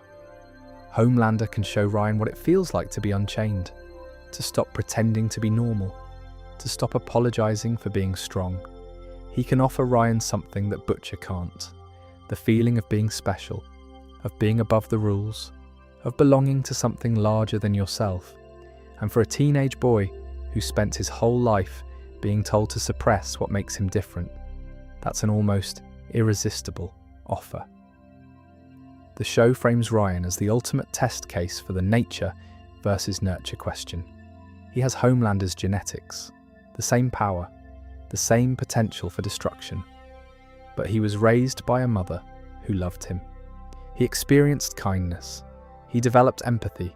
He can feel guilt. So when he's put in situations where he has to choose between Homelander's path and a different one, we see the actual fight playing out. Not between superheroes and villains, but inside the heart of a child trying to figure out what kind of person he wants to be. There's a moment at the end of Season 3 that I think about a lot. Homelander is standing on the balcony of Vought Tower, with Ryan beside him. A crowd of supporters is gathered below. Homelander has just survived an assassination attempt and is basking in the adoration. Then someone in the crowd, a counter-protester, throws a drink can that hits Ryan in the face. It's a minor thing, a soft drink splashing on a kid, but Homelander's reaction is immediate and lethal. He uses his heat vision to kill the protester right there, in front of the cameras, in front of his supporters, in front of his son. And then something terrifying happens. The crowd cheers, they applaud the murder, they celebrate it, and Ryan, who has blood on his face and fear in his eyes, looks up at his father, and slowly, uncertainly, he smiles. Not because he approves of what happened, but because in that moment he sees something he's never had before. A father who will protect him. A father who will fight for him, even if the way he fights is monstrous. That smile is one of the most disturbing images in the entire show, because it tells you that the cycle might not be broken, that Ryan, despite all the love Becca gave him, might still be pulled into Homelander's orbit. That empathy and kindness might not be enough to outweigh the intoxicating rush of having a parent who makes you feel powerful instead of small. Let me talk about Huey and Annie for a moment, because if Butcher and Homelander represent the show's darkness, these two represent whatever light is left. Huey Campbell and Annie January Starlight are the emotional core of the show. Their relationship is the thing that keeps the story from sliding into pure nihilism. They meet under false pretenses. Huey approaches Annie as part of Butcher's plan to plant a bug on a member of the Seven. He doesn't know yet that she's not like the others, that she joined the Seven believing she could actually help people, that her disillusionment with Vought is as deep and genuine as his own grief over Robin's death. When they realise they've both been lied to by the systems they trusted, it creates a bond that's stronger than either of them expected. Their relationship across 4 seasons is built on honesty. Not perfect honesty. Huey keeps secrets. Annie keeps secrets. They fight. They break up. They come back together. But there's a foundational truthfulness between them that none of the other relationships in the show have. They see each other as they really are. Not as heroes or villains or symbols, just as people. Damaged, scared, occasionally brave people who are trying to do the right thing in a world that makes doing the right thing extraordinarily difficult. Annie's arc in particular is one of the show's strongest. She starts as a wide-eyed idealist who believed in superheroes because she was raised to believe in them. Her mother injected her with Compound V as a baby, essentially sacrificing Annie's autonomy for the promise of fame and fortune. Annie didn't choose to be a super. She was made into one by a parent who was more interested in living vicariously through her daughter than in giving her daughter a genuine choice. When Annie discovers the truth about Vought, about Compound V, about the Deep's assault on her first day, about Homelander and all the rest of it, she could walk away. She could disappear. Several people suggest she should. She doesn't. She stays. She fights from the inside, then from the outside. She becomes a public voice against Vought, using her Starlight persona not as a marketing tool, but as a platform for truth. By season 4, she's become one of the leaders of the anti-Homelander resistance. Not because she has the most power, she doesn't. Her light-based abilities are impressive, but nowhere near Homelander's level. She leads because people trust her, because she's proven, repeatedly, that she's willing to sacrifice her own safety and comfort for the sake of doing what's right. And in a world full of people who use power to take, Annie uses her power to protect. That distinction matters more than any amount of raw strength. MM's relationship with his family is another thread that runs through the show with quiet devastation. Marvin Milk is a family man who can't be with his family because the fight won't let him go. His ex-wife Monique loves him but can't live with the danger and the obsession. His daughter Janine is growing up without a father who's present, and MM carries that guilt everywhere. He knows he should be at home. He knows his daughter needs him, but he also knows that if someone doesn't stop Homelander and Vought, no one's family is safe, including his. The show frames MM's OCD not as a quirk but as a wound. His compulsive behaviours, the counting, the need for order and cleanliness, they flare up when the chaos of his life becomes unmanageable. It's a physical manifestation of the psychological truth that you can't fix the world without breaking yourself. MM tries to hold everything together. His team, his morals, his mental health, his relationships, and piece by piece, under the pressure of an impossible mission, things start to come apart. Frenchie and Kimiko's relationship exists in a space that most television shows don't even attempt. It's a love story told largely without spoken language. Kimiko communicates through sign language, through gestures, through looks. And Frenchie learned to meet her where she is. He doesn't try to make her speak. He doesn't treat her silence as a problem to be fixed. He learns her language. He learns her rhythms. He pays attention to what she wants instead of projecting what he thinks she should want. There's a fantasy sequence in season 3 where Kimiko imagines a musical number. She and Frenchie dancing through a hospital hallway to a Judy Garland song, dressed in bright colours, laughing and spinning. It's completely out of step with the rest of the show. It's sweet and joyful, and a little bit silly. And it's one of the most emotionally impactful scenes in the entire series, because you realise that this is what Kimiko wants. Not violence, not vengeance, not even justice necessarily. She wants joy. She wants to dance with someone she loves in a world that feels safe. And the gap between that fantasy and her reality is the distance the show is asking you to feel. Maeve's story deserves its own recognition here. Queen Maeve was trapped for years, trapped in a role she didn't want, trapped in a closet she didn't choose, trapped in a team led by a man she feared and despised. Her bisexuality was suppressed by Vaught's marketing department because it didn't fit the brand. Her relationship with Elena was sacrificed on the altar of corporate image management. She drank to cope. She hardened herself.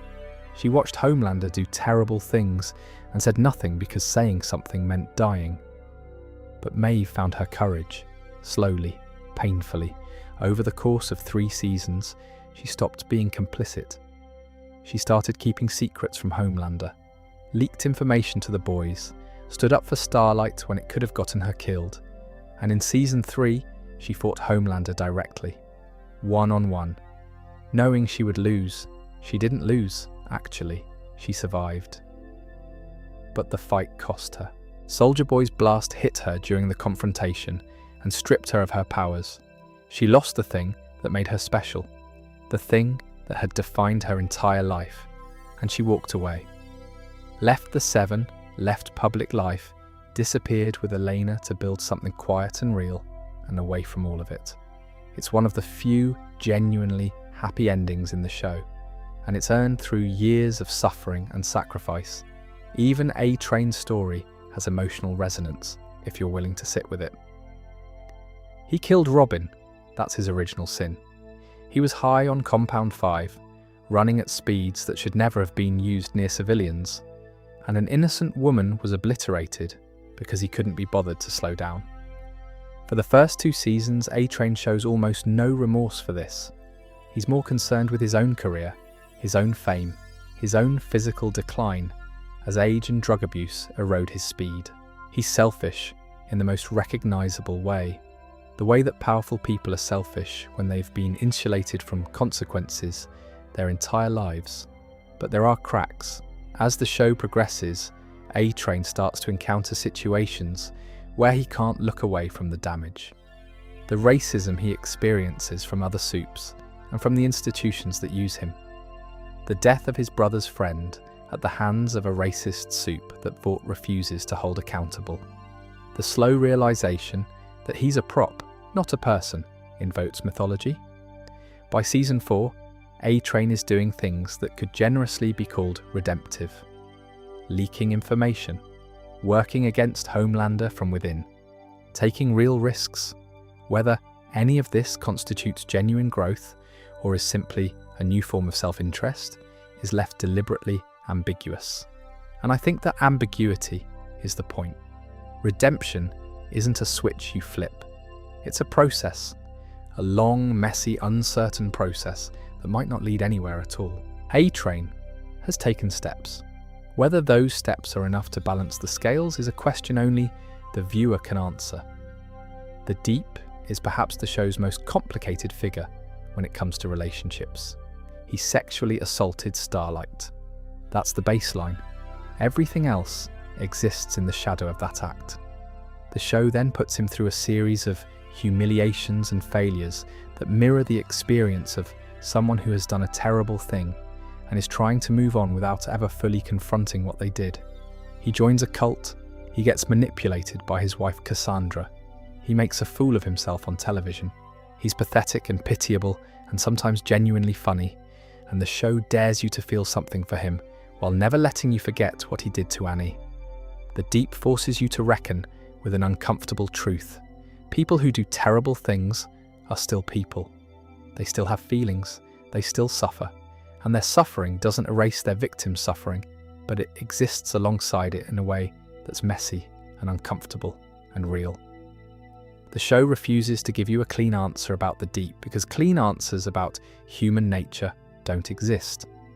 All of these relationships, every single one, exists against the backdrop of a world that is actively trying to destroy the people in them. Vought puts pressure on the Seven's members. The government hunts the boys. Homelander terrorizes everyone in his orbit. And yet people keep reaching for each other, keep trying to connect, keep choosing love or something like it in a world that makes love dangerous. I think that's the real theme of The Boys, underneath everything else. Not that power corrupts, not that corporations are evil, not that superheroes would be terrible in real life, but that human connection is the only thing that can survive the things this world throws at you, and that choosing to be vulnerable, choosing to trust someone, choosing to care about another person when caring makes you a target.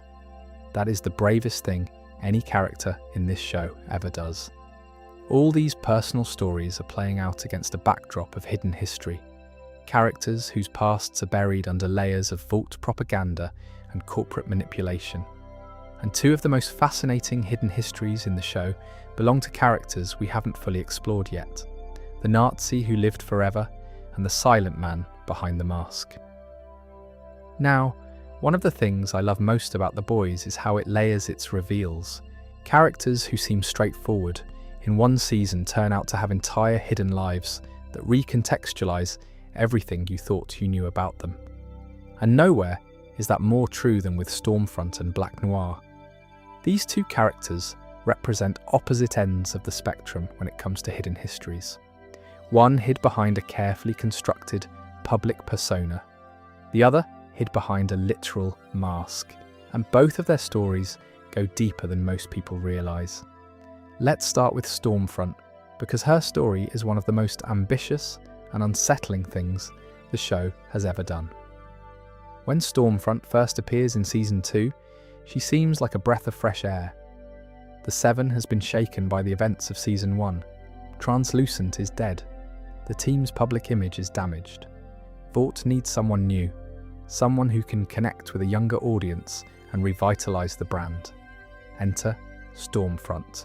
She's sharp, irreverent, social media savvy. She makes memes, she live streams, she calls out Vaught's corporate hypocrisy in ways that feel refreshingly honest. She's the anti-corporate super, the one who seems to actually care about connecting with real people instead of posing for magazine covers, and the audience buys it, at least for a while. Stormfront is genuinely charismatic. She walks into Vought Tower like she owns the place and immediately starts challenging the existing power dynamics. She clashes with Homelander. She bonds with the public. She positions herself as the hero that the people actually want. Not the corporate-approved, focus group tested, PR-managed version, the real thing. But there are signs, small ones at first. Her language includes phrases that feel slightly off. She talks about protecting culture, about certain groups grinding others down, about the need to preserve what makes America great.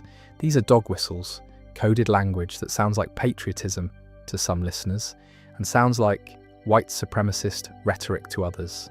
And the show is very deliberate about this. It doesn't hit you over the head with what Stormfront is doing. It lets the language sit there, uncomfortable and ambiguous, because that's exactly how radicalization works in the real world. It doesn't announce itself. It slides in through language that sounds reasonable on the surface. Then the truth starts coming out. Investigators discover that Stormfront previously operated under a different identity, Liberty. And Liberty has a very dark history. In the 1970s, a black man was murdered in his home, and the circumstances pointed to a supe being responsible. That supe was Liberty, Stormfront. She killed a black man for no reason other than his race, and Vought covered it up. Changed her name, changed her appearance, moved her to a different part of the country, and started over with a fresh identity. This is what V1's anti-aging properties allow. You can be the same person for a century and just reinvent yourself every few decades. New name, new look, same hatred. The full revelation comes in Season 2's 7th episode, in a scene between Stormfront and Homelander that is genuinely one of the most chilling things I've ever watched on television.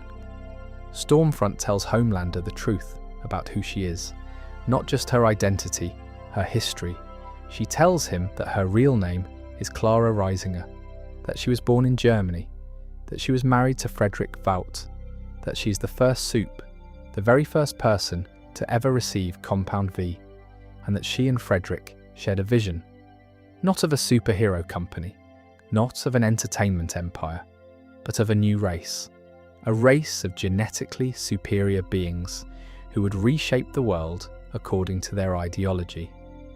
She tells Homelander that he is everything Frederick dreamed of, the ultimate expression of what Compound V could create, and she says it with love, genuine love, or at least her version of it. She looks at Homelander and sees not a damaged man or a corporate asset, but the fulfillment of a Nazi prophecy, the Übermensch, the Superman that Nietzsche theorized about and Hitler perverted into the justification for genocide. In Stormfront's eyes, Homelander is destiny made flesh. And here's the part that really gets under your skin. Homelander barely reacts. This woman has just told him that the philosophical foundation of his existence is a Nazi eugenics program, that he was created to be the pinnacle of an ideology that murdered millions of people. And he doesn't flinch, he doesn't recoil, he doesn't say this is wrong, because Homelander doesn't have the moral framework to understand why it should be wrong. He was raised without ethics, without context, without any reference point for human decency. So when Stormfront tells him he's the master race personified, he hears what he's always wanted to hear, that he's special, that he matters, that he's not just powerful, but important. And the source of that validation, the fact that it comes from Nazi ideology, doesn't register as a problem because nothing does. Homelander's moral compass doesn't point anywhere. It never did. Their relationship becomes a deeply disturbing romance. Stormfront manipulates Homelander through a combination of sexual attraction, emotional validation, and shared delusions of grandeur. She makes him feel understood for the first time in his life. She tells him he doesn't have to pretend to be what Vought wants him to be. He can be what he really is. And what she means by that, the creation of a race of super supremacists who will rule the world, she frames in language that sounds almost empowering, like she's liberating him. It's the same dynamic that real-world extremist groups use. They find lonely, alienated people and give them a community and a purpose. The purpose happens to be monstrous, but the emotional need it fills is real. Stormfront's defeat at the end of Season 2 is satisfying but incomplete. During the final confrontation, Homelander's son Ryan, who is Becca's child, and who has been raised to be kind and empathetic, blasts Stormfront with his heat vision. Queen Maeve, Starlight, and Kimiko also fight her. The combined assault leaves Stormfront mutilated but alive. She's found later in Vought Tower, a limbless torso muttering Nazi slogans in German and posting white supremacist content online from her hospital bed. It's darkly funny and deeply disturbing in equal measure. Eventually, by Season 3, she's confirmed dead. But her influence persists. The Storm Chaser movement that rallies around Homelander carries echoes of her ideology, even if most of his supporters don't know or understand its origins. What makes Stormfront such an effective villain is that she's not just a Nazi, she's a marketing genius. She understands how to package hatred in language that people will accept.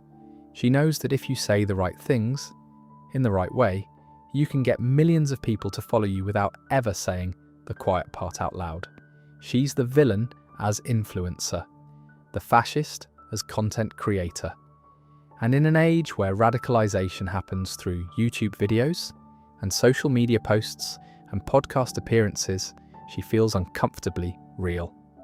Now let's talk about Black Noir, because his story is tragic in a way that's completely different from Stormfront's, but equally devastating. The Black Noir we meet in the first 2 seasons of The Boys is a mystery. He's the silent member of the Seven. He never speaks. He never removes his mask.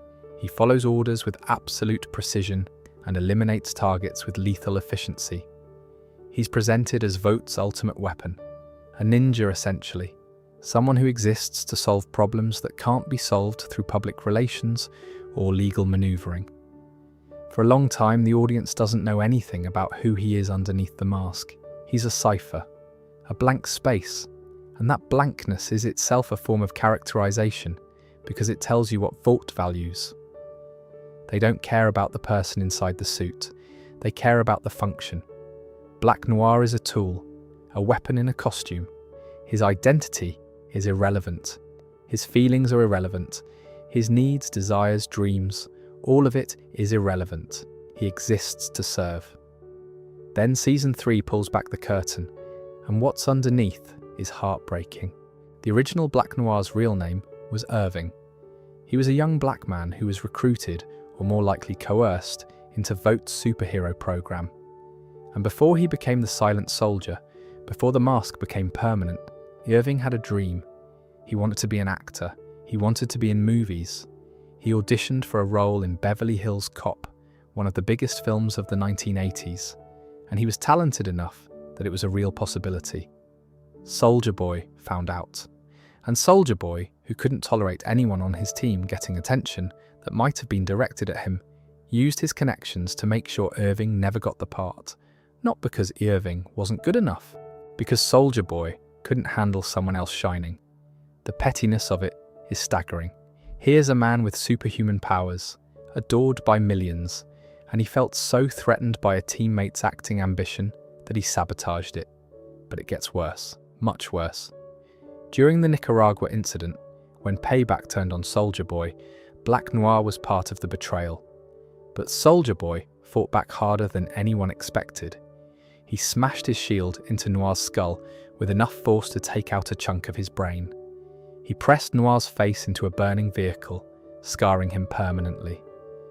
The brain damage was severe enough to fundamentally alter Irving's personality. He lost the ability to speak normally. He became withdrawn, detached, almost robotic. The man who wanted to be an actor was silenced forever. Not by choice, by violence. The show reveals all of this through an animated flashback sequence in Season 3, Episode 7. It's done in the style of Irving's own imagination, populated by cute cartoon characters who represent his internal monologue. There's a cartoon chipmunk that talks to him, helps him process what happened. It's simultaneously adorable and devastating because it shows you that inside the mask, inside the silence, there's still a person. A damaged, diminished, barely there person, but a person nonetheless. Someone who processes the world through the filter of the cartoons and movies he loved before everything was taken from him. Black Noir served Vought faithfully for decades after Nicaragua. He was loyal to a system that had no loyalty to him. He kept secrets. He followed orders.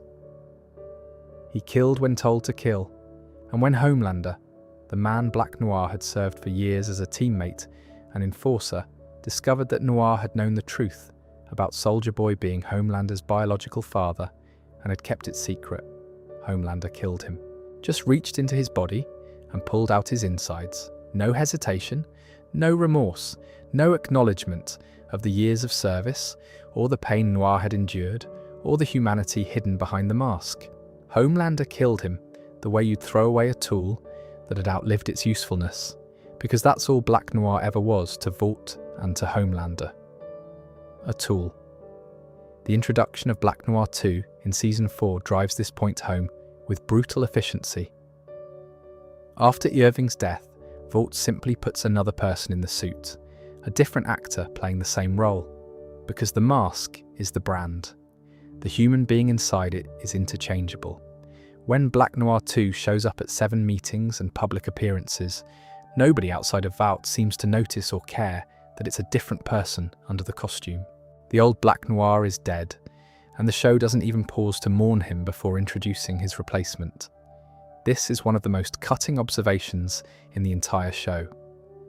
In the world of corporate entertainment, people are products, and products can be replaced. Actors, athletes, musicians, influencers, they all have a shelf life. When one breaks down or becomes too expensive or too much of a liability, you find another one. New face, same brand. The audience won't know the difference because they were never looking at the person in the first place. They were looking at the logo. Stormfront and Black Noir represent two sides of the same coin. Stormfront chose to hide herself. She disguised her ideology behind marketing and social media charisma. She chose a mask of progressivism and relatability to cover the fascism underneath. Her deception was active, deliberate, strategic. Black Noir had his identity taken from him. His face was destroyed, his brain was damaged. His voice was silenced. His mask wasn't chosen, it was imposed, and yet both of them ended up in the same place. Defined not by who they were, but by what Vought needed them to be. I think there's something really profound about how the show handles hidden identity as a theme. In most superhero stories, the secret identity is a source of empowerment. Clark Kent puts on the cape and becomes Superman. Bruce Wayne puts on the cowl and becomes Batman. The mask liberates. In The Boys, masks imprison. They hide pain. They conceal complicity. They allow institutions to treat people as interchangeable parts. Nobody in this show is better off for having a public persona. The mask doesn't make you powerful. It makes you property. These hidden histories, Stormfront's century of deception and Black Noir's decades of stolen identity, are just two examples of the layers buried throughout the show. Every character in The Boys has a past that's more complicated than it first appears. Every smile hides a wound. Every hero has a crime they're covering up. And every villain has a moment where they were just a person before the world or the system or the serum turned them into something else. The show has been telling these layered stories across not just the main series, but an entire expanded universe. From the comics that started it all, to the animated anthology, to the university spin-off, to the upcoming prequel, the world of The Boys just keeps getting deeper and more detailed. And for a lore enthusiast like me, that's the kind of thing you can spend hours exploring. Now, you can't fully appreciate what The Boys has accomplished on screen without understanding where it came from and how far the universe has expanded beyond the main show. So let's take a step back and talk about the source material, the creative minds behind the adaptation, the spin-offs that have deepened the lore, and what's coming next.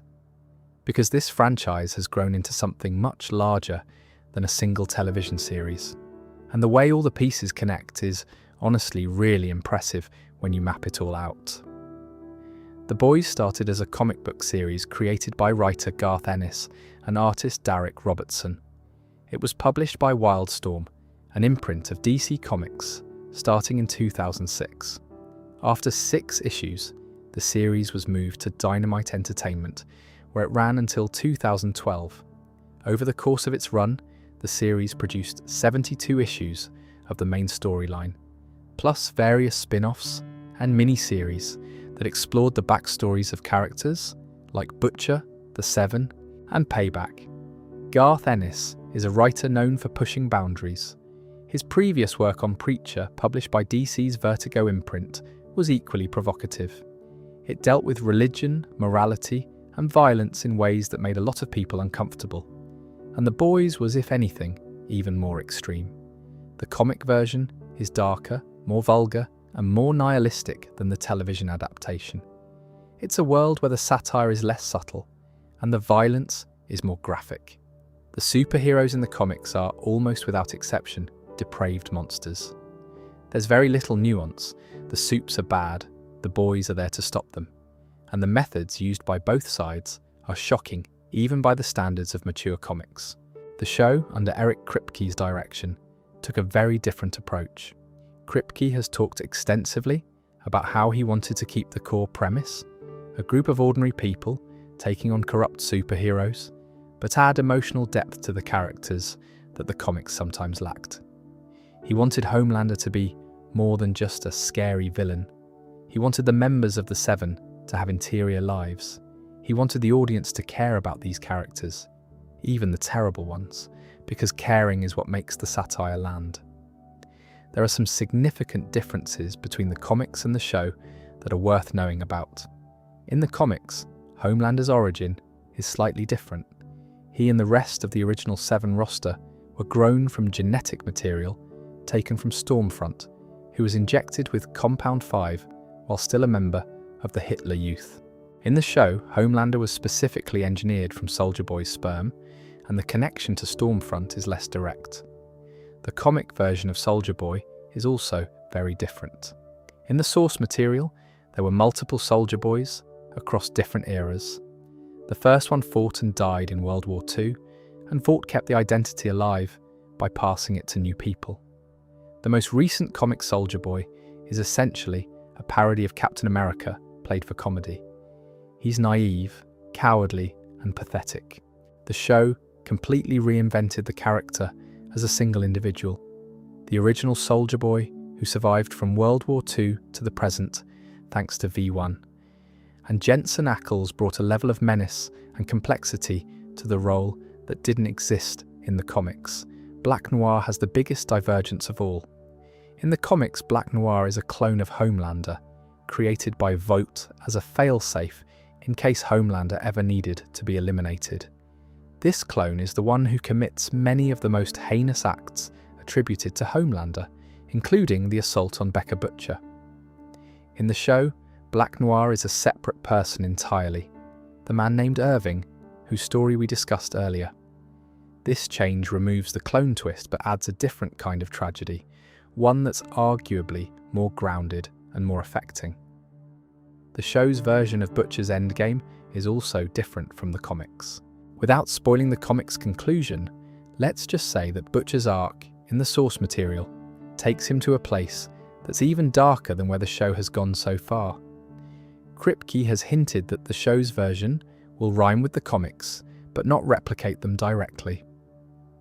Given that Season 5 is the final season, and the show has been building toward a massive confrontation between Butcher, Homelander, and the forces surrounding them, how they choose to end Butcher's story will be one of the most closely watched decisions in television.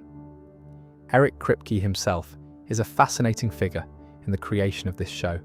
Before The Boys, he was best known as the creator and original showrunner of Supernatural, the CW series that ran for 15 seasons and became one of the longest-running genre shows in American television history.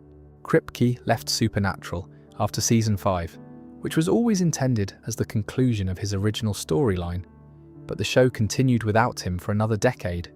His experience running a long-form genre narrative with complex mythology clearly informed how he approached The Boys. There are interesting supernatural connections throughout the show. Jensen Ackles, who played Dean Winchester for 15 seasons of Supernatural, was cast as Soldier Boy in a reunion with Kripke. Jared Padalecki, who played Sam Winchester, has been cast in the 5th and final season. Misha Collins, who played the Angel Castiel, is also joining Season 5. Jim Beaver, who played Bobby Singer on Supernatural, has appeared in The Boys as Robert Singer, the Secretary of Defense who becomes Vice President.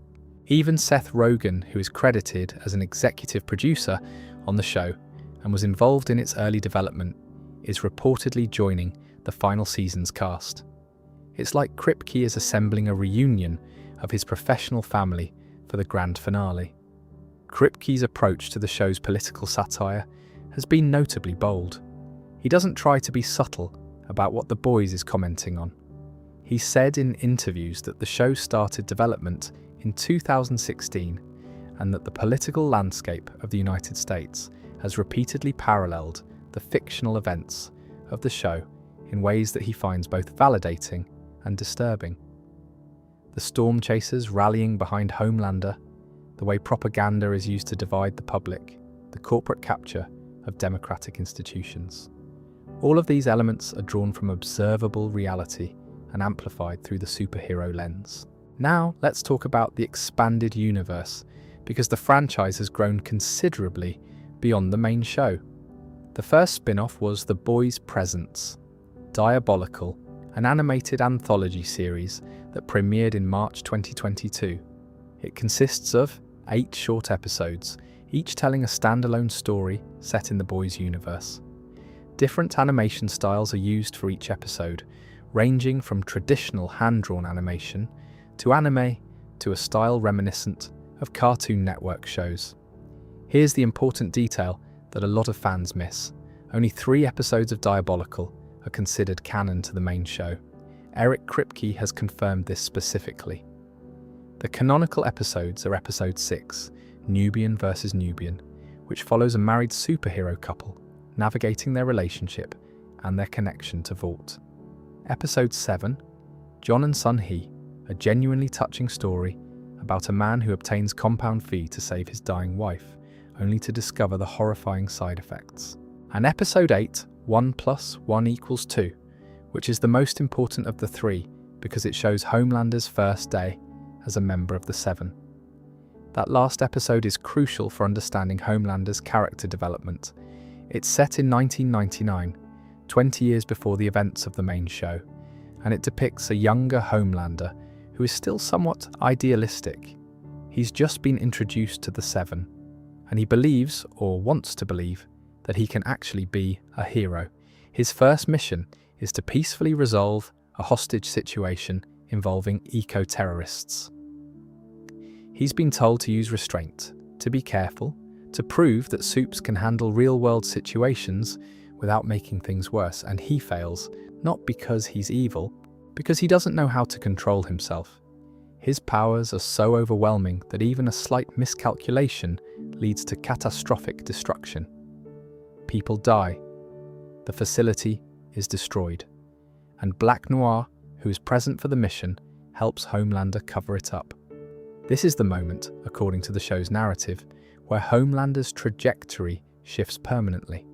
He tried to be good, he failed, and instead of being held accountable or helped to learn from the experience, the system covered for him and told him it didn't matter.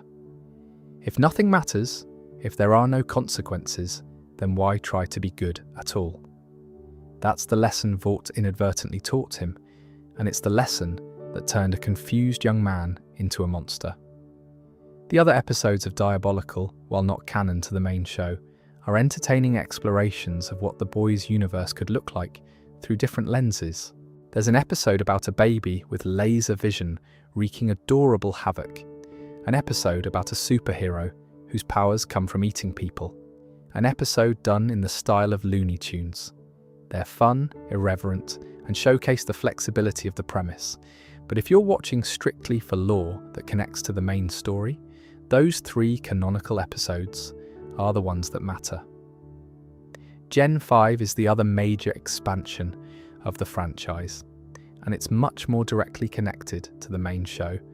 Created by Eric Kripke, Evan Goldberg, and Craig Rosenberg, Gen V premiered in September 2023 and immediately established itself as a worthy companion to the parent series. It's set at Godolphin University, described as America's only college exclusively for young adult superheroes, and it follows the first generation of supes who grew up knowing that their powers come from compound fee. This generational shift is significant because every previous generation of supes was raised believing their powers were natural or divine. The Gen 5 kids know the truth. They know they're products of a pharmaceutical company. They know that their entire existence is tied to a corporate agenda. And that knowledge changes everything about how they relate to their powers, to Vought, and to each other. The first season of Gen V centers on the fallout from Golden Boy's mental breakdown. Golden Boy, whose real name is Luke Riordan, was the star student at Godolphin. Powerful, popular, seemingly perfect. But beneath the surface, he was dealing with the knowledge that his brother Sam was being held and experimented on in a secret facility beneath the university called the Woods. When Golden Boy snaps, he kills his mentor, goes on a rampage through campus, and ultimately kills himself in a shocking act that sets the entire season's plot in motion. The main characters who emerge from the wreckage include Marie Morrow, a young woman with the ability to manipulate blood, both her own and others. She's the season's protagonist and a genuinely compelling character who is trying to navigate the competing pressures of wanting to be a hero, wanting to survive a system that views her as a product, and wanting to uncover the truth about what's happening in the woods. Her powers are creative and visually distinctive, and she becomes a natural leader as the mystery deepens. Kate Dunlap has the ability to control minds through physical touch, which is an inherently terrifying power that raises constant questions about consent and manipulation. Sam Riordan, Golden Boy's brother, has super strength and a fragile mental state from his time being experimented on. Jordan Lee has the ability to shift between two physical forms with different power sets, a concept that the show uses to explore questions of identity and perception. The Woods, the secret facility beneath Godolphin University, is one of the show's most disturbing revelations. It's where Vought has been secretly experimenting on supes, testing the limits of their powers, studying their biology, and developing weapons that could be used against them. This is where the supe virus is developed, the virus that can target and kill people with Compound V in their systems. It's the ultimate weapon in a world where supes are the ultimate power, and its development becomes a critical plot point that bridges Gen V into The Boys Season 4. The second season of Gen V premiered in September through October 2025, roughly 8 months after the events of The Boys Season 4 finale. It continued to expand the lore, introducing characters like Thomas Godolphin, the founder of the university, and featuring cameos and guest appearances from cast members of the main show. The intertwining of the two series became even more pronounced, with events in Gen V directly setting up storylines for The Boys Season 5. One of the most important Gen V developments for the main show is the radicalization of Kate Dunlap and Sam Riordan. By the end of Gen 5's first season and into The Boys Season 4, both characters have been drawn into Homelander's orbit. Kate's mind control abilities make her an incredibly dangerous recruit. Sam's raw strength adds another heavy hitter to Homelander's growing army. Their shift from idealistic students to supe supremacist soldiers is a microcosm of the show's broader commentary on how disillusionment and trauma can drive people toward extremism. Then there's Vought Rising, the prequel series that was announced at San Diego Comic-Con in 2024. Set in the 1950s, it's described as a twisted murder mystery about the origins of Vought in its early years. Jensen Ackles returns as Soldier Boy, and Aya Cash returns as Stormfront, who during this period was operating under her birth name, Clara Vought. The premise promises to explore the period between Frederick Vought's death and the establishment of Vought as a mainstream cultural institution. This is one of the most exciting prospects in the franchise because the 1950s represent a massive gap in the show's timeline. We know Soldier Boy was active during this period. We know Stormfront was alive and active, hiding her identity. We know Vought was transitioning from a military contractor to an entertainment company.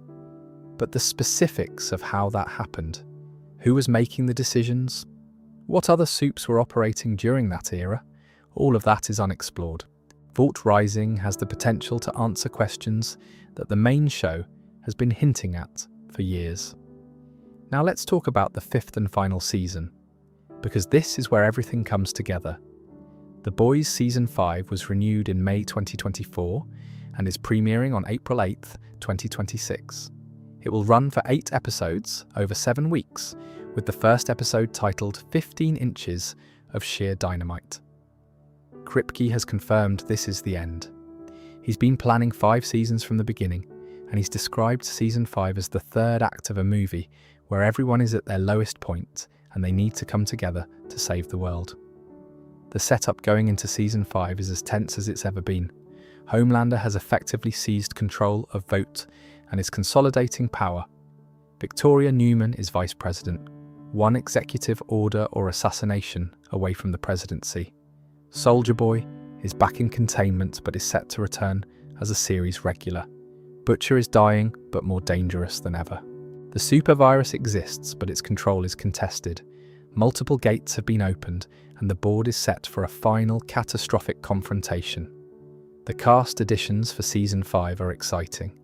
Jared Padalecki, Ackles' supernatural co-star, joins the final season, completing a Kripke reunion that fans have been hoping for. Misha Collins, another supernatural veteran, is also aboard. Seth Rogen, who has been an executive producer since the beginning, is reported to have a role. The Gen V main cast will appear as well, confirming that the two shows are converging for the finale. Kripke has been careful about spoilers, but has said that the ending will be satisfying, that major characters will have their arcs completed, and that the show's themes of power, corruption, and the fight against impossible odds will reach their natural conclusion.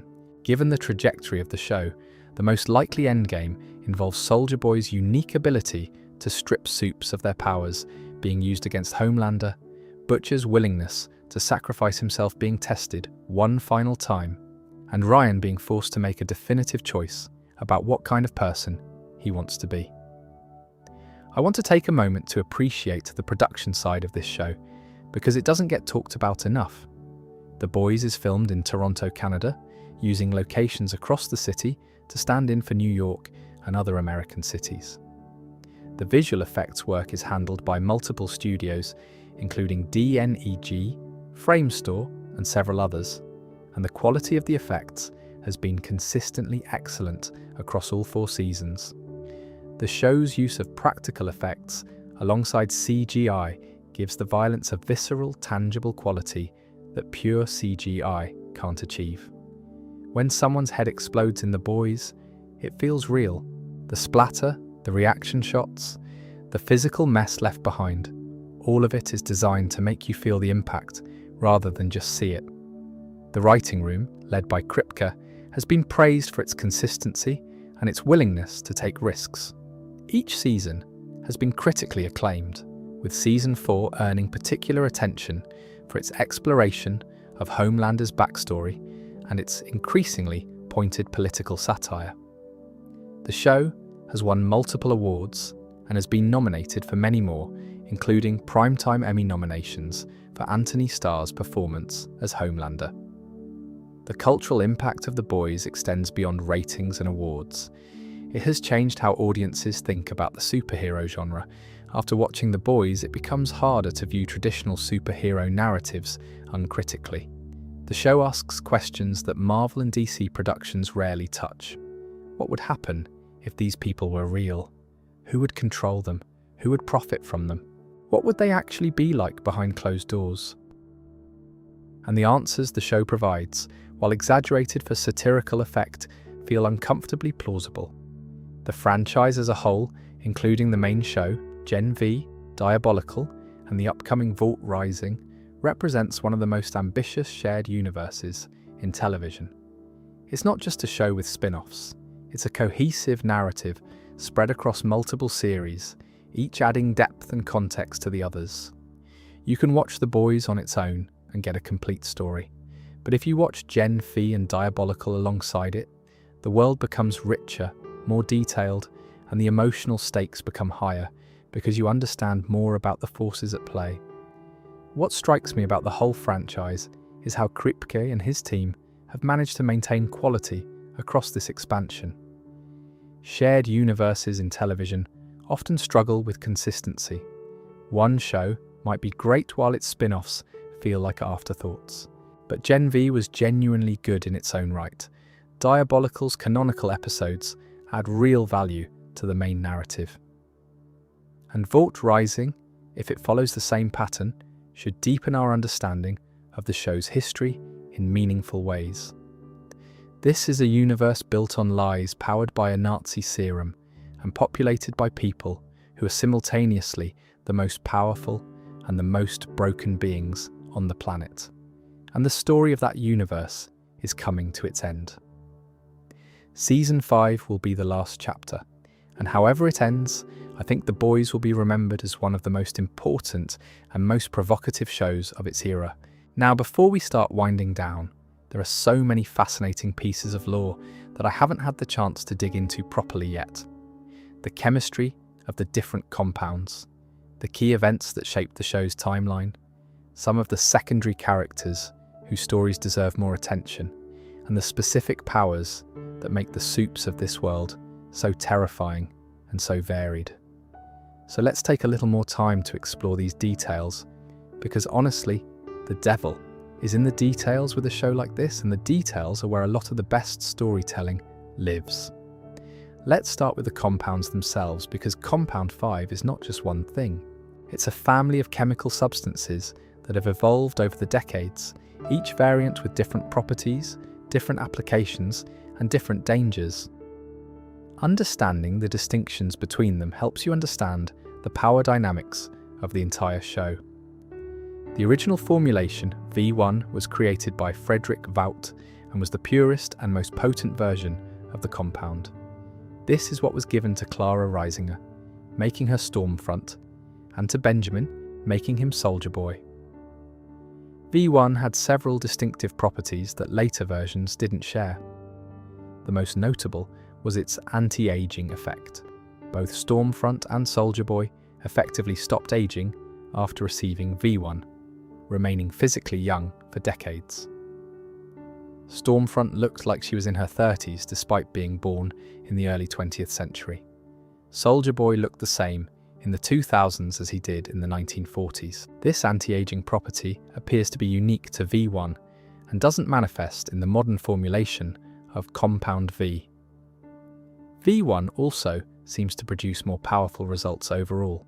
Stormfront and Soldier Boy are among the most powerful supes in existence, rivaled only by Homelander, who is a special case because he was genetically engineered from conception. Whether V1's potency is due to the formula itself or to the fact that it was administered to adults rather than infants is an interesting question the show hasn't definitively answered, but the implication seems to be that V1 was a stronger but more unpredictable substance, and that later refinements sacrificed some of that raw power in exchange for more predictable and commercially useful results. The modern version of Compound V is what Vought has been producing and distributing since at least the 1980s.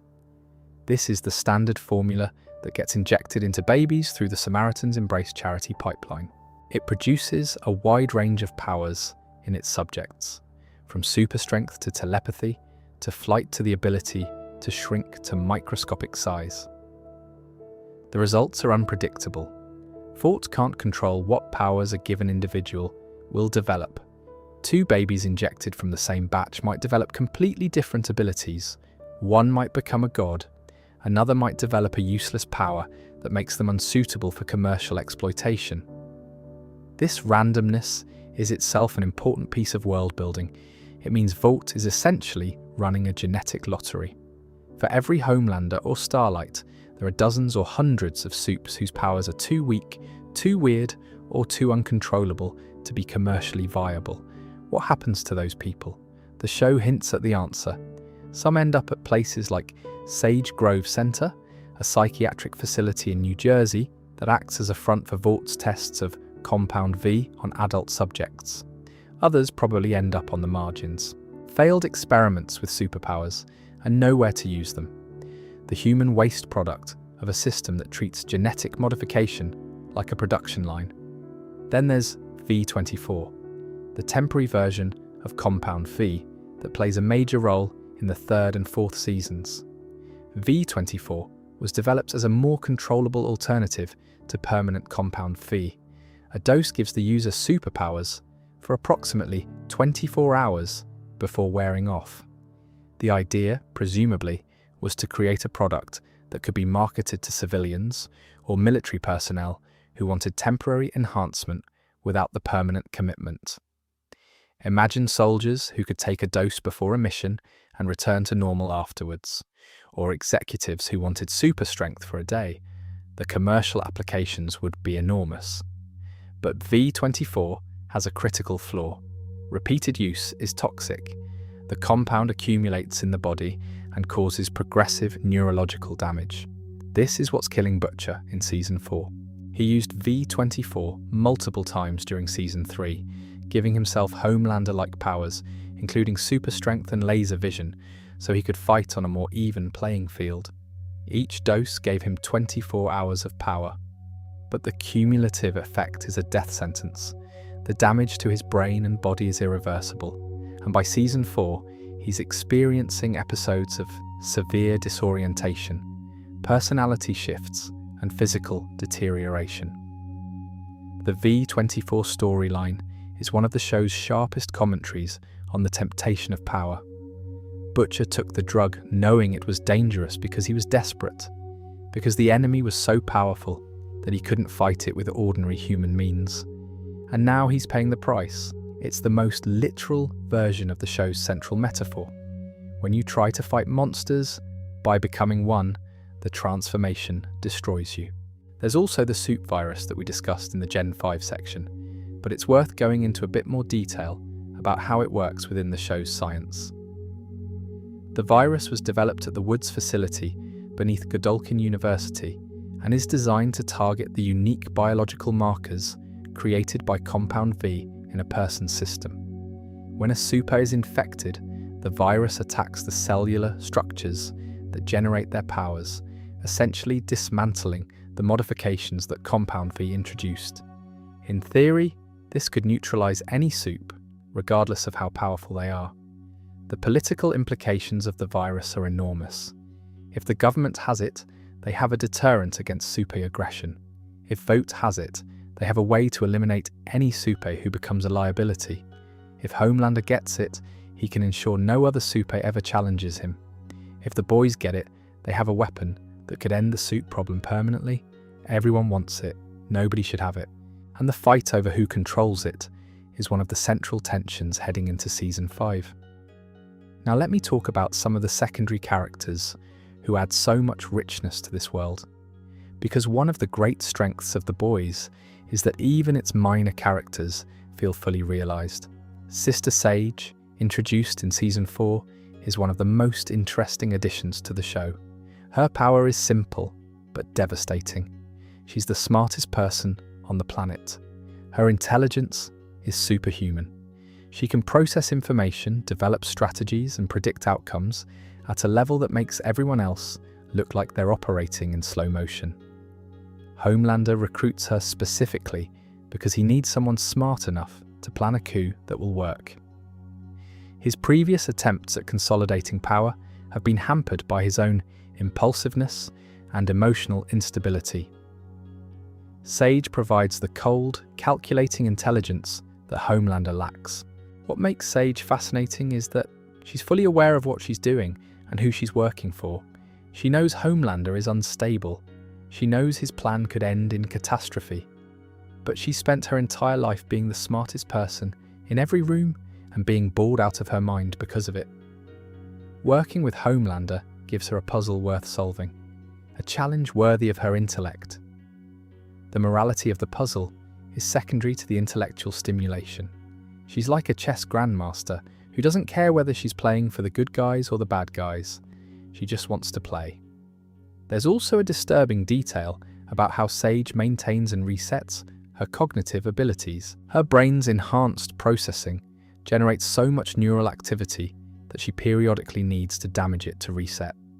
She literally injures her own brain, using a method that the show depicts graphically, and then her healing factor repairs the damage and restores her intelligence to peak levels. It's body horror in service of a metaphor about the cost of brilliance.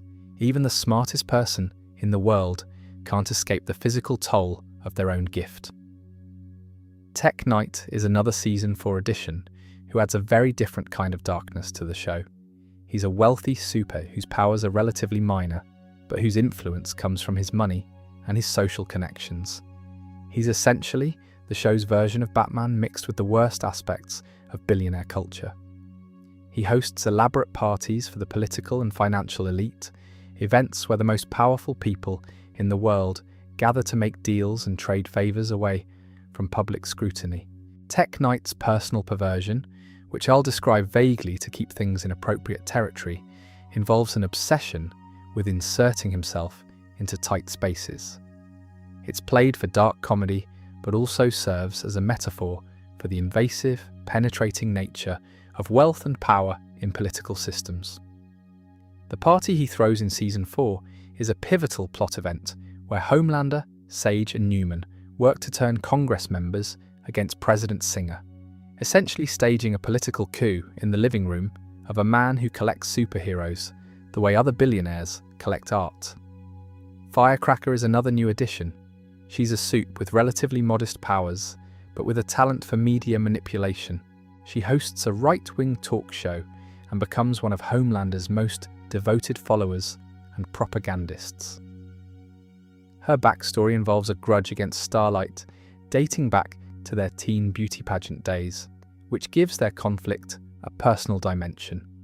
But what makes Firecracker genuinely unsettling is her fanaticism. She's not serving Homelander because she's afraid of him or because she's being paid. She believes in him, genuinely, fervently believes that he's a persecuted hero who will save the world. That true believer energy makes her more dangerous than any amount of raw power, because there's no way to reason with faith. The show also develops an interesting relationship between Firecracker and Homelander that reaches into some very uncomfortable territory. Without going into too much detail, Firecracker feeds Homelander's maternal fixation in a way that's simultaneously creepy, sad, and revealing. It shows how Homelander's deepest needs, the needs that were created by his childhood deprivation, can be exploited by anyone willing to play the role of caretaker. He's the most powerful being on the planet, and he can be controlled by someone who offers him the thing he missed as a child. Let's talk about some of the key events and moments across the show that haven't been covered in detail yet. The Herogasm event from Season 3 is one of the show's most infamous sequences. In the show's lore, Herogasm is an annual gathering where supes get together for an event that is officially described to the public as a team-up mission to fight a powerful villain. In reality, it's an orgy, a massive, anything-goes sexual gathering where supes indulge in every excess imaginable, far from public eyes, while Vought tells the media they're off saving the world. The show uses Herogasm primarily as a setting for a major confrontation between Homelander, Soldier Boy, Butcher, and Huey. But the event itself serves as a commentary on the disconnect between public image and private behaviour. These are the people the public worships as heroes, and behind closed doors, they're engaging in behaviour that would destroy their brands overnight if it ever became public. The hypocrisy is the point. Vought has built an empire on the myth of superhero righteousness, and Herogasm is where that myth goes to die. The trial of Homelander in Season 4 is another pivotal event. After Homelander publicly kills a protester with his heat vision at the end of Season 3, he's put on trial. The prosecution argues that a supe murdered an unarmed civilian in front of cameras and should be held accountable like anyone else. Homelander's defense, orchestrated by Vaught's legal team and backed by Sister Sage's strategic planning, argues that he was protecting his son from an imminent threat, and that as a supe, the existing legal framework doesn't adequately account for his unique abilities and responsibilities. The trial becomes a circus. Homelander's supporters rally outside the courthouse, counter-protesters clash with them. The media turns it into a spectacle, and in the end, Homelander is acquitted. Not because he's innocent, because the system isn't equipped to hold him accountable. The jury is intimidated. The judge is pressured. The legal machinery that's supposed to apply equally to everyone buckles under the weight of a defendant who could kill everyone in the room with a glance. The acquittal is a turning point for the show. It demonstrates conclusively that the normal channels of justice don't work against supes. Courts can't hold them, laws can't contain them, public opinion can't shame them.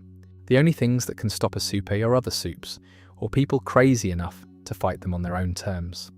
Which is, of course, what the boys have been doing from the beginning. There's also the ongoing question of what compound Phi does to the brain, not just the body. Throughout the show, there are hints that the compound affects cognitive function and emotional regulation in ways that go beyond just granting physical powers. Many supes display impulsive behaviour, poor judgment, narcissistic tendencies, and a diminished capacity for empathy. Some of this is clearly environmental. Being raised as a celebrity with no accountability would warp anyone's personality. But the show suggests there might also be a chemical component. That compound of phi itself alters brain chemistry in ways that make its subjects more aggressive, more self-centered, and less able to consider the consequences of their actions.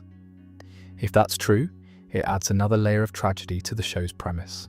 The supes might not just be morally corrupt because of their environment, they might be neurochemically predisposed toward corruption. The very substance that gives them their powers also impairs the part of their brain that would prevent them from misusing those powers. It's a biological trap, and it means that Vought isn't just creating powerful people, they're creating chemically impaired powerful people and then setting them loose in a world that worships them. The show's treatment of media and propaganda deserves its own examination. Vought doesn't just manage supes, it controls the narrative around them. The 7-on-7 news segments, hosted by Cameron Coleman, are Vought-produced propaganda designed to shape public perception. They look like real news, but they're corporate content masquerading as journalism. It's native advertising for fascism, basically. When the truth about compound phi starts to leak, Vaught's media machine goes into overdrive. They spin, they distract, they create competing narratives. They blame whistleblowers instead of addressing the underlying wrongdoing. It's a playbook that should be very familiar to anyone who follows real-world corporate scandals. The technique isn't to defeat the truth, it's to create so much noise around the truth that people can't distinguish between what's real and what's fabricated. In an environment of total information warfare, the truth doesn't need to be suppressed, it just needs to be drowned out. Homelander's manipulation of media reaches its peak in Season 4, where he essentially turns Vaught's communications infrastructure into a personal propaganda machine. His rallies, his public appearances, the way he positions himself as a victim of persecution by the liberal establishment. The show draws explicit parallels to real-world political figures who use media to build personality cults, and it doesn't pretend to be neutral about its commentary. Kripke has said flatly that the show is making a point about the dangers of authoritarian populism, and if some viewers don't like that point, they're welcome to watch something else. I also want to mention the show's approach to violence, because it's important for understanding why the show works as well as it does. The Boys is famous for its gore, exploding heads, demolished bodies, blood by the gallon, but the violence isn't gratuitous, or rather, it's gratuitous in a very specific and intentional way. The excess is the point. When a supe kills someone in The Boys, the violence is shown in all its horrific detail because the show wants you to feel the weight of what's happening. It doesn't want you to look away. It wants you to see what power without accountability actually looks like. In most superhero media, violence is sanitized. Buildings collapse and you don't see the people inside them. Heroes punch villains through walls, and nobody mentions the structural damage. Cities are destroyed and rebuilt between scenes with no discussion of casualties. The Boys refuses to do that. When someone is killed, you see the body. You see the blood. You see the people who loved that person reacting to their death. The violence has consequences that echo through the entire narrative. Robin's death in the first scene of the show is still reverberating 4 seasons later. This approach to violence serves the show's satirical purpose. By making the violence realistic and horrifying, the show forces you to confront what it would actually mean to live in a world with superheroes. Not the sanitized version, where they save the day and fly off into the sunset. The real version, where people with the power to destroy cities are walking around with the emotional stability of reality television contestants. That reality would be terrifying, and the show makes you feel that terror. The practical effects work deserves special recognition here. While the show uses CGI extensively for powers and large-scale destruction, many of the blood effects are done practically. Real fake blood, real prosthetics, real physical props designed to splatter and burst on cue. This gives the violence a tactile quality that pure CGI can't achieve. When a head explodes in The Boys, it doesn't look like a digital effect. It looks like something that actually happened in front of the camera. And that visceral quality is a huge part of why the show's violence hits so hard. Let me circle back to something I mentioned earlier and expand on it, because I think it's one of the most important aspects of the show's world building. The question of what Compound V does to a society that knows about it. Once the truth comes out, once the public learns that supes are manufactured and not natural, it changes the fundamental social contract. If anyone could potentially be given powers, then powers are no longer a gift from God. They're a product, a commodity, something that can be bought, sold, regulated, and taxed. This creates new political dynamics. Should Compound V be available to everyone? Should it be restricted? Who gets to decide? If the government controls it, they have the ability to create a superpowered military that would make every other nation's forces obsolete. If it's available commercially, you get a world where wealth determines who gets to be superhuman. If it's banned, you create a black market that's impossible to control. The show explores these questions primarily through the lens of the supe virus and the political machinations around it, but the underlying dilemma is much broader. In a world where human enhancement is possible, every question about equality, justice, and power gets amplified to an extreme degree. This is why The Boys resonate so strongly in the current cultural moment. We're living in an era where the gap between the powerful and the powerless is growing wider, where technology is creating new forms of inequality, where billionaires are building rockets to Mars while communities can't afford clean water. The Boys takes those dynamics and literalizes them. In their world, the powerful don't just have more money, they have more strength, more durability, more speed. The inequality isn't just economic, it's biological, and the show asks whether a world with that kind of inequality can survive.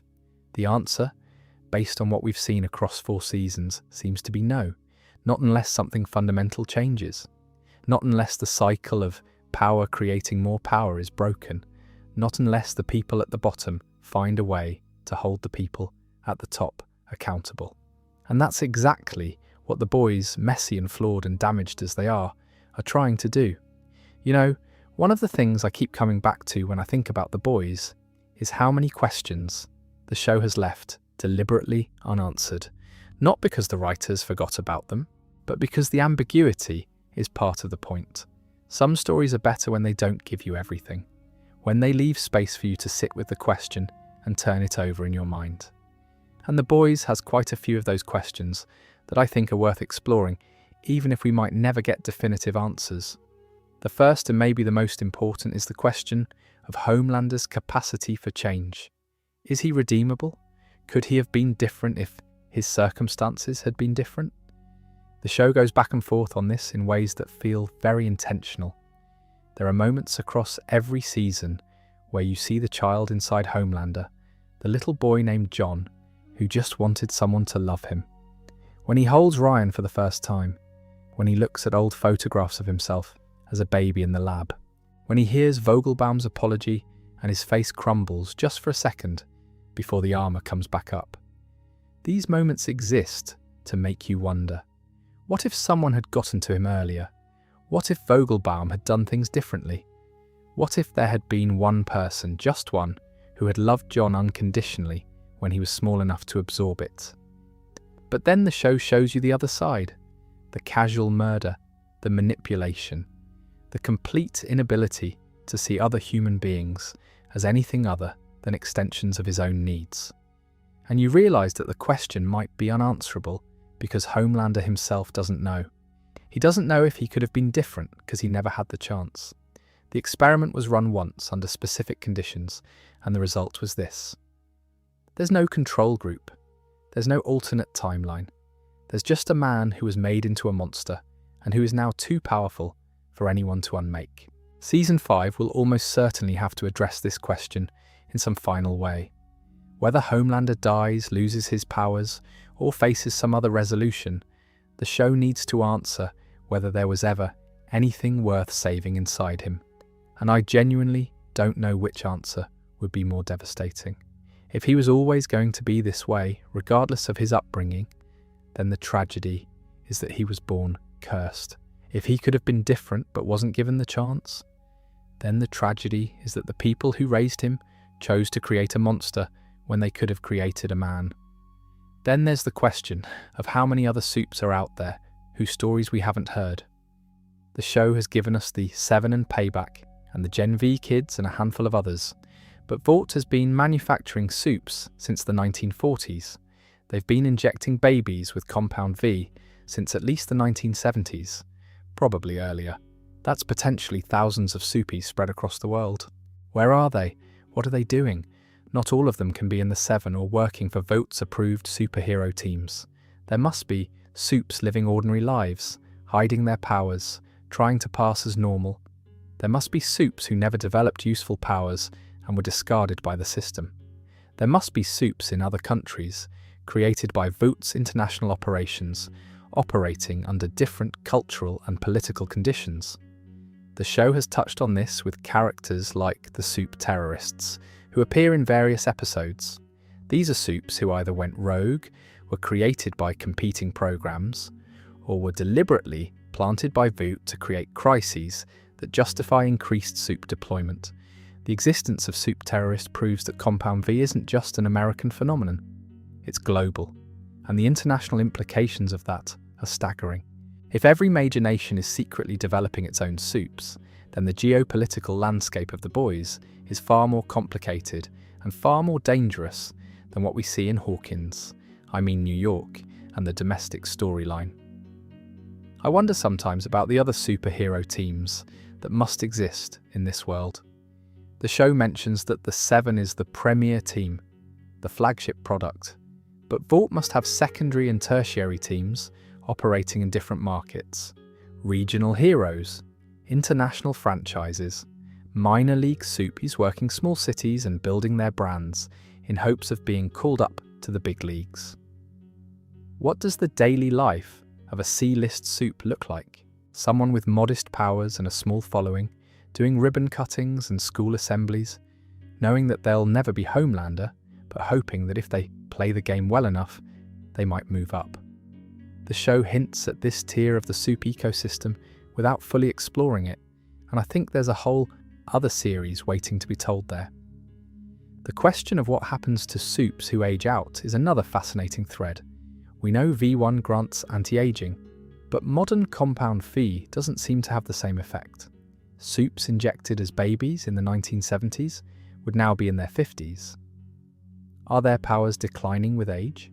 Is A-Train's speed loss in Season 1 purely due to his drug use? Or is there also an age-related component? What happens to a super when their powers fade? Do they get quietly retired by Vought?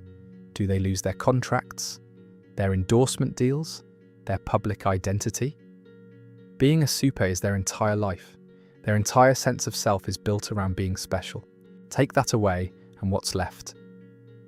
The show has explored this anxiety primarily through A-Train and his fear of being replaced, but the broader implications are fascinating and largely unexplored. There's also the question of Compound V's long-term effects on non-powered humans. The drug has been injected into thousands of babies, most of whom presumably didn't develop powers or developed powers too minor to be commercially viable. What happened to those people? Are they normal?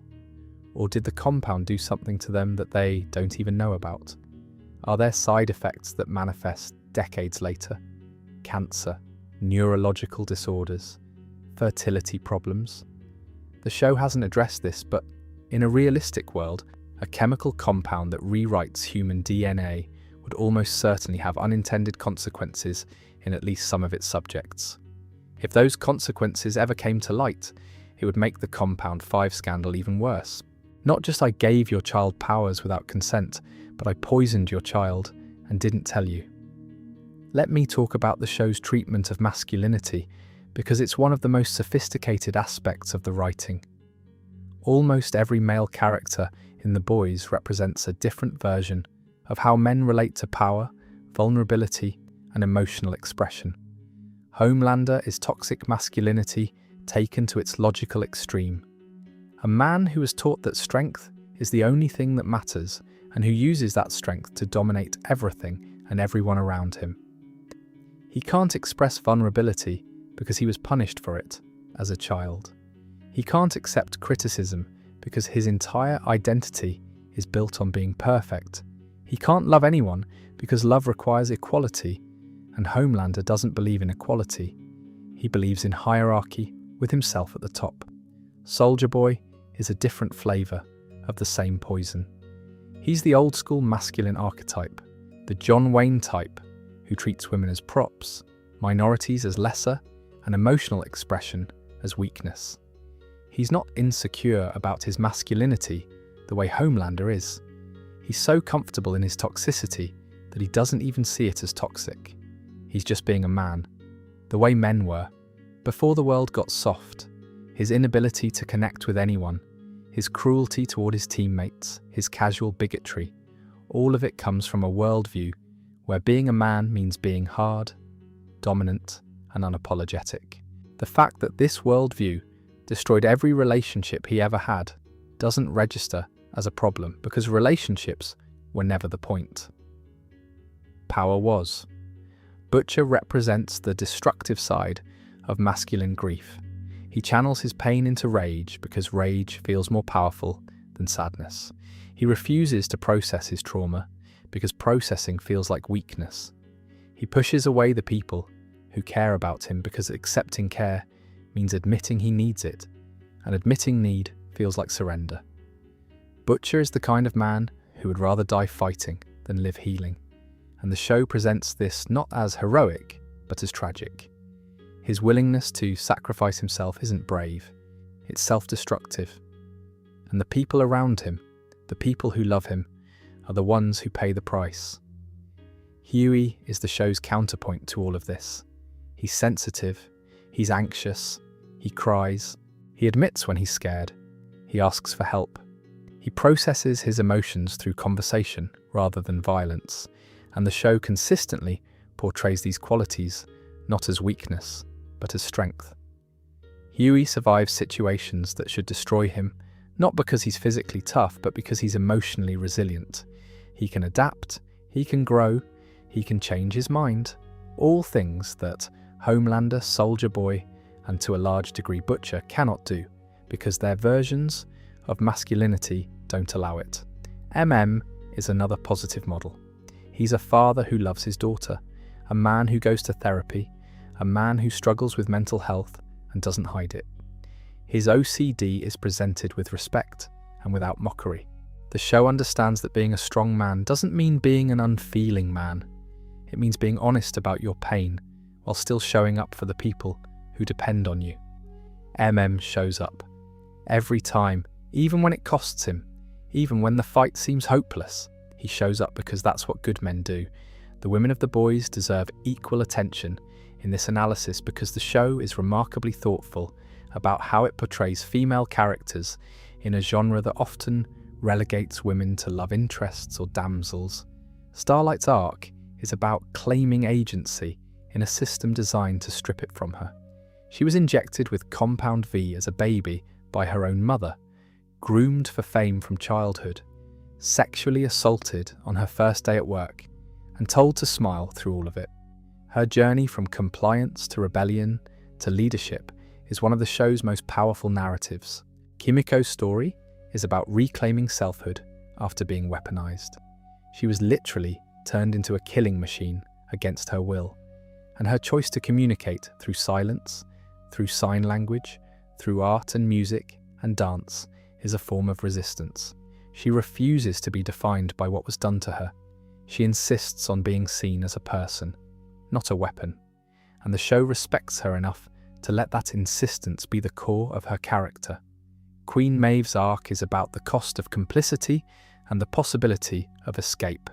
She spent years going along with a system she knew was corrupt because the alternative seemed like death. When she finally found her courage, it wasn't through some grand moment of heroism. It was through a series of small choices: keeping a secret, leaking information, standing up in a room where standing up was dangerous. Her story says that it's never too late to do the right thing, even if doing the right thing means losing everything you have. Becca Butcher's story, though she appears in relatively few scenes, is foundational to the entire show. She was assaulted by the most powerful being on the planet. She couldn't go to the police, she couldn't go public, she couldn't even tell her husband because telling him would put him in danger. So she went to Vought, the institution responsible for creating her attacker, and she made a deal. She would raise her son in secret, in a controlled environment, in exchange for safety. It's a deal made from a position of zero power, and the show presents it with empathy rather than judgment. Becca did the best she could with the worst possible options, and her decision to raise Ryan with love, to give him what Homelander never had, is the show's quiet argument that individual choices matter even within systems that seem to leave no room for choice. Victoria Newman represents a different kind of female character entirely. She's smart, ambitious, and completely ruthless. She's not a victim of the system. She's a player. She's learned the rules, and she's playing to win. The fact that she's a woman in a male-dominated power structure adds dimension to her character without defining her. She's not evil because she's ambitious. She's dangerous because her ambition is married to a complete willingness to kill anyone who gets in her way. And the system she's operating in, the world of politics and corporate power, rewards that willingness. I think the show's treatment of these themes, masculinity and femininity, power and vulnerability, is what elevates it beyond just being a good superhero satire. It's a show about what kind of people we want to be, and what kind of people the systems we live in incentivize us to become. The answer, more often than not, is that the systems want us to be less than we could be. They want us to be afraid, obedient, and willing to sacrifice our humanity for the promise of safety or success. And the characters who resist that pressure, who insist on being fully human even when it's dangerous, are the ones the show holds up as worthy of admiration. Let's talk about one more thing before we start wrapping up. The show's use of real-world history and cultural references is remarkable in its density and specificity. The Iran-Contra parallel in the Nicaragua storyline, the Operation Paperclip parallel in Frederick Vought's story, the satanic panic of the 1980s reflected in the public fear of soup terrorists, the way Homelander's rallies mirror real political events, the way Vought's media machine mirrors real corporate communication strategies, the way the Storm Chasers' radicalization mirrors real-world extremist movements. Kripke and his writing team aren't just using these references as window dressing, they're building a thesis. The thesis is that the dynamics we see in The Boys are not speculative fiction. They're slightly exaggerated versions of things that are actually happening. The corruption of institutions, the weaponization of media, the exploitation of fear. The way charismatic leaders use emotional manipulation to build followings that will forgive them anything. The way systems of power protect themselves from accountability. All of it is drawn from the real world. This is what makes The Boys genuinely important television, beyond its entertainment value. It's using the superhero genre, the most popular genre in modern entertainment, as a vehicle for examining the structures of power that shape our lives. It's taking something people love, the idea of superheroes, and asking what that idea actually means when you strip away the marketing and the mythology. And the answer it arrives at, that power without accountability is the most dangerous thing in the world, is not a comfortable answer, but it's an honest one. One more thing I want to touch on before we head into the home stretch. The show's relationship with its own audience is worth examining, because The Boys has this fascinating dynamic where part of its fanbase genuinely misidentifies with the villains. There are viewers who watch Homelander and see a hero, who watch his rallies and feel inspired rather than horrified, who look at Soldier Boy's toxic masculinity and see something aspirational rather than pathological. And the show knows this. Kripke has addressed it directly in interviews. noting that it mirrors how audiences sometimes misidentify with characters like Tony Montana in Scarface or Jordan Belfort in The Wolf of Wall Street. Characters who are explicitly presented as cautionary tales, but who are embraced as role models by people who see power and charisma without registering the destruction that follows. This creates an interesting tension in the storytelling. The show has to be clear enough in its commentary that the satire lands, but it also has to make its villains compelling enough that the audience stays engaged. Homelander has to be watchable. He has to have moments of charisma and even vulnerability. If he were just a one-dimensional monster, the show wouldn't work. But by making him three-dimensional, by giving him a tragic backstory and moments of genuine pain, the show risks creating sympathy that some viewers misread as endorsement. Kripke has said he doesn't particularly care if some viewers miss the point. The show says what it says. If you watch Homelander laser a man to death in front of a cheering crowd and think that's something to celebrate, the show isn't going to change its message to accommodate you. It's going to keep pushing, keep escalating, keep making the satire more pointed until either you get it or you stop watching. That's an unusual level of creative conviction for a mainstream television show, and it's one of the reasons The Boys has maintained its edge across 4 seasons, when many shows would have softened or pulled punches to avoid alienating parts of their audience. The other aspect of the audience relationship that fascinates me is how the show has become a shared cultural experience. When a new season drops, the reactions are immediate and massive. Social media explodes, memes proliferate. People debate the moral implications of character decisions with the same intensity they'd bring to real-world political debates. The Boys has become a show that people don't just watch, they participate in. They argue about, they take personally, and that level of engagement is a testament to how deeply the show's themes resonate with the anxieties and frustrations of its audience. We're living in an era where trust in institutions is at historic lows, where corporate power feels increasingly unchecked, where political polarization has made it difficult to agree on basic facts, let alone solutions, where technology has given some people extraordinary power while leaving others feeling more powerless than ever. The Boys speaks directly to those feelings. It says, yes, the system is broken. Yes, the powerful are getting away with things they shouldn't be getting away with. Yes, you're right to be angry. And then it asks the harder question, what are you going to do about it? Because anger without action is just noise. And action without principles is just another form of the problem you're trying to solve. That's the challenge the characters face in every season. That's the challenge the audience faces every time they engage with the show.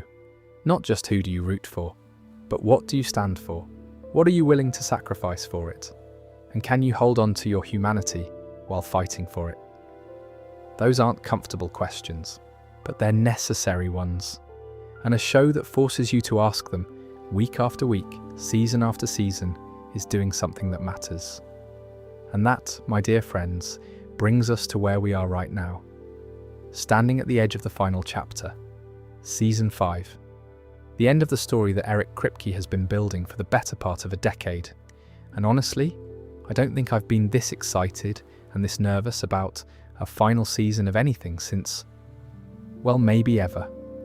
Let me walk you through where all the pieces are on the board as we head into the last act. Because the setup for Season 5 is one of the most complex and high-stakes configurations I've seen in any serialized drama. Homelander has effectively seized control of Vought International. He's purged or intimidated anyone who might challenge him from within the company. Ashley Barrett is nominally the CEO, but she's a puppet. Homelander makes the decisions. The Seven, or what's left of it, is staffed with people who are either loyal to him or too terrified to resist. Firecracker serves as his propagandist. Sister Sage provides strategic intelligence.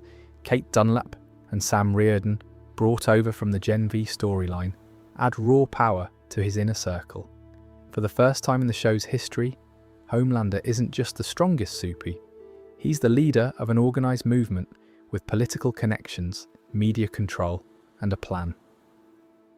Victoria Newman sits in the Vice President's office. Robert Singer is the president, but he's operating without full knowledge of how compromised his government has become.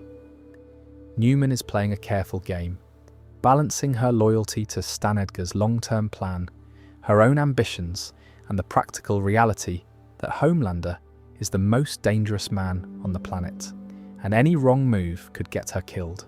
She has the power to pop heads with a thought, but against Homelander, that power is useless. He's too durable. She needs to be smarter than him, which is difficult when Sister Sage is advising him.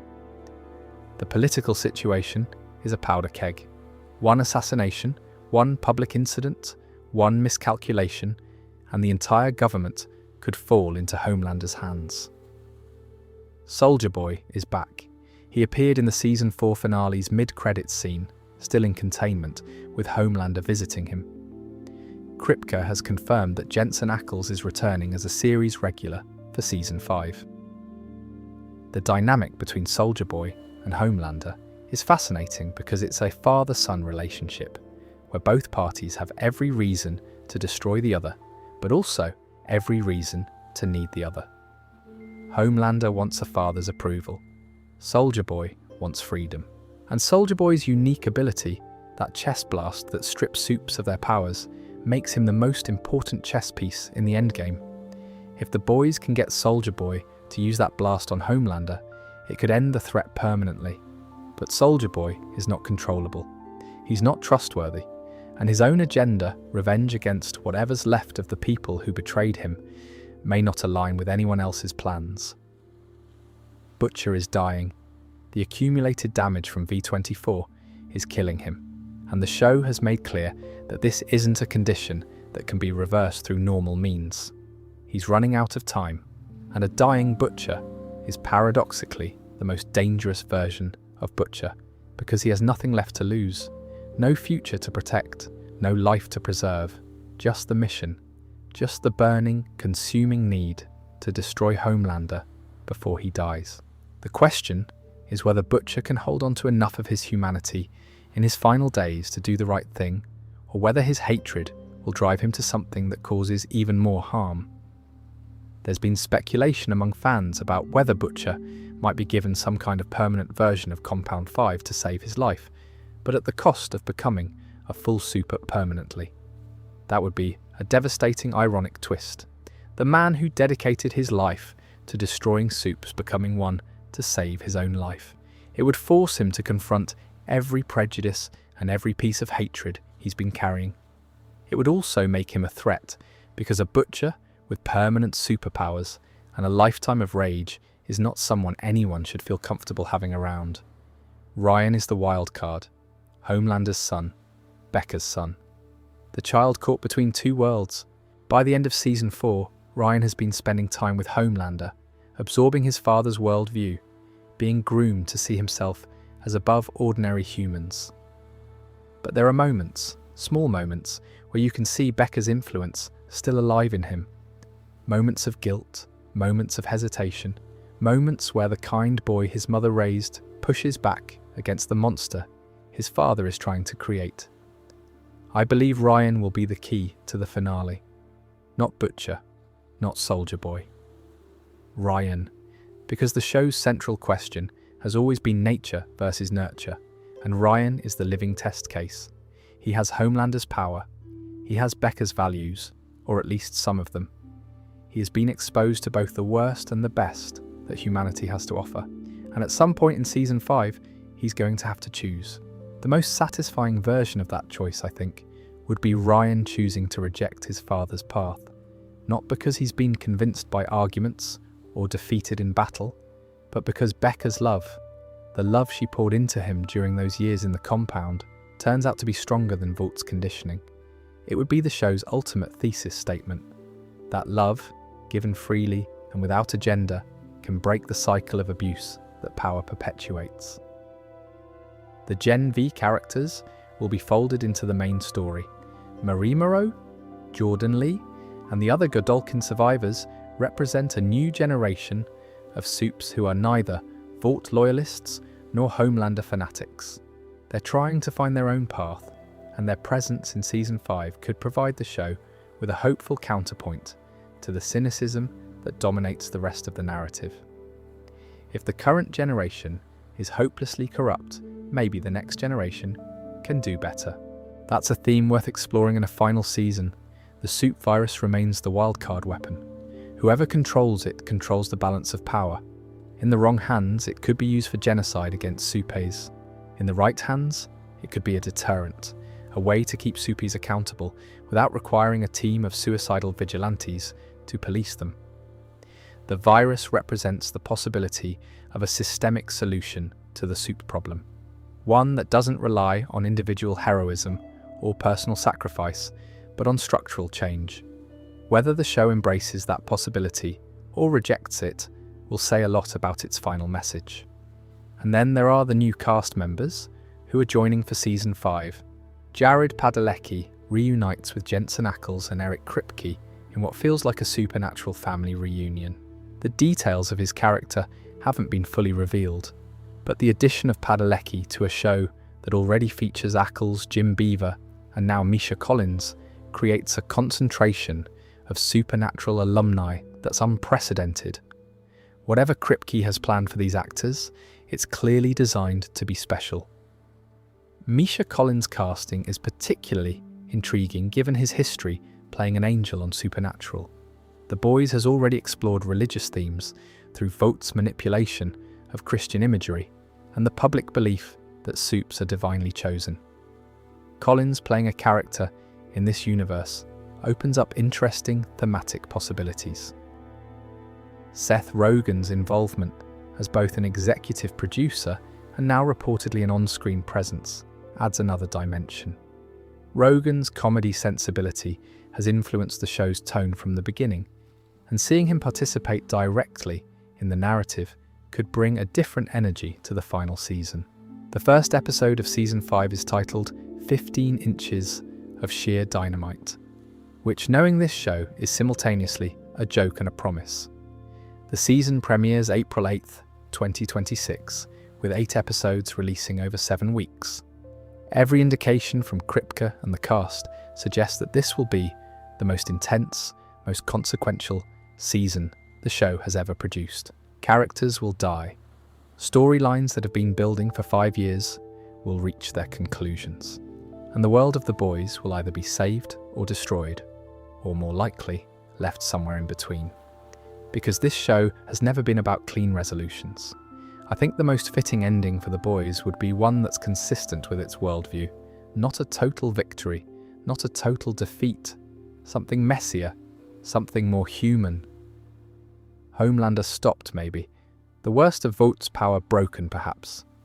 But the underlying problems, the human weaknesses that created the situation in the first place, still present, still waiting for the next generation to deal with. Because that's how the real world works. You don't defeat greed or corruption or the abuse of power in one climactic battle. You push back, you make progress, and then you have to keep pushing forever, because the forces that create these problems never stop trying to reassert themselves. The Boys has been one of the most important shows of its era, not because it's the best written, or the best acted, or the best produced, although it's excellent in all of those categories. It's important because it used the most popular genre of our time to say things that needed to be said, about power, about corporations, about celebrity, about the way we worship strength and ignore the damage it causes, about the lie that some people are better than others and deserve more than others and should be held to different standards than others. The Boys looked at that lie and said, in the most graphic and entertaining way possible, no, that's not how this works. Nobody is above accountability. Nobody is beyond consequence. And if the system won't hold the powerful responsible, then somebody else will have to. That's a message worth fighting for. Even if the fight is messy, even if the people doing the fighting are imperfect, even if the victory, when it comes, is partial and temporary, and comes at a cost that no one wanted to pay. Now, in a future deep dive, I definitely want to spend more time on individual character analyses. I'd love to do a full breakdown of Homelander's psychology across all 4 seasons, tracing every key decision and what it reveals about his mental state. I'd love to explore the differences between the comics and the show in more detail, because there are some really fascinating choices that Kripke made in the adaptation process that deserve their own discussion. I want to talk about the music and sound design of the show, because the way they use songs, particularly in moments of violence, creates a tonal dissonance that's become one of the show's signatures. And I really want to do a deep dive on the real-world history that inspires the show, from Operation Paperclip to MK Ultra to the Iran-Contra affair to modern corporate scandals, because the parallels are even deeper than what I've been able to cover tonight. There's also the question of what happens after Season 5. The Boys is ending, but the franchise is continuing. Vought Rising is in production. Gen V could potentially continue beyond the main show's conclusion. Kripke has hinted at other possible spin-offs set in different corners of this universe. The world of The Boys is rich enough and deep enough to sustain many more stories. And I think, regardless of how the main series ends, there will always be more to explore in a world where power corrupts absolutely, and the only defense against it is the stubborn refusal of ordinary people to accept that things can't be different. I want to end tonight with something that I think captures why this show matters to me personally. The Boys is, at its core, a show about hope. I know that sounds strange for a series famous for its cynicism and its gore and its refusal to let anyone off the hook. But underneath all of that, there's a deep and persistent belief that people can be better, that the cycle can be broken, that choosing to fight, even when the odds are impossible, even when the cost is everything, matters. Yui could have taken the settlement check and walked away. He didn't. Annie could have kept her head down and played the Vought game. She didn't. Could have prioritized his family over the mission. He didn't, and he paid for it, but he kept going. Frenchie and Kimiko could have run. They stayed. Even Maeve, who spent years being complicit, eventually found the courage to stand up. And Butcher, for all his flaws and all his rage and all the terrible things he's done, is still fighting, still refusing to accept a world where the strong prey on the weak without consequence. That refusal is the show's beating heart, not the violence, not the satire, not the shock value. The refusal, the stubborn, irrational, possibly suicidal insistence that things can be different, that someone has to try, that even if you fail, the trying matters, because the alternative is acceptance, an acceptance of a world where people like Homelander and corporations like Vought go unchallenged, is the one thing that none of these characters can stomach, no matter what it costs them. So thank you for spending this time with me tonight. I know it's been a long one, and I hope the stories kept you company, whether you were listening carefully to every word or drifting off to sleep somewhere around the payback section. Either way, I'm glad you are here. If you enjoyed this deep dive and want to support more content like it, I'll leave links in the description where you can find everything you need. And if you have thoughts about what I covered tonight, if you think I missed something important, or if there's a corner of the Boys' lore that you'd love to hear me explore in a future video, let me know. I read everything. In the meantime, get some rest. The world will still be there in the morning, with all its problems and all its possibilities, and if a show like The Boys has taught us anything, it's that the fight for something better never really ends. It just changes shape. And the people who care enough to keep fighting, imperfect and messy and stubborn as they are, they're the ones who make the difference. Good night, everyone. Sleep well, and I'll see you in the next one. Oh, and one last thing, something I forgot to mention earlier that I think is worth noting.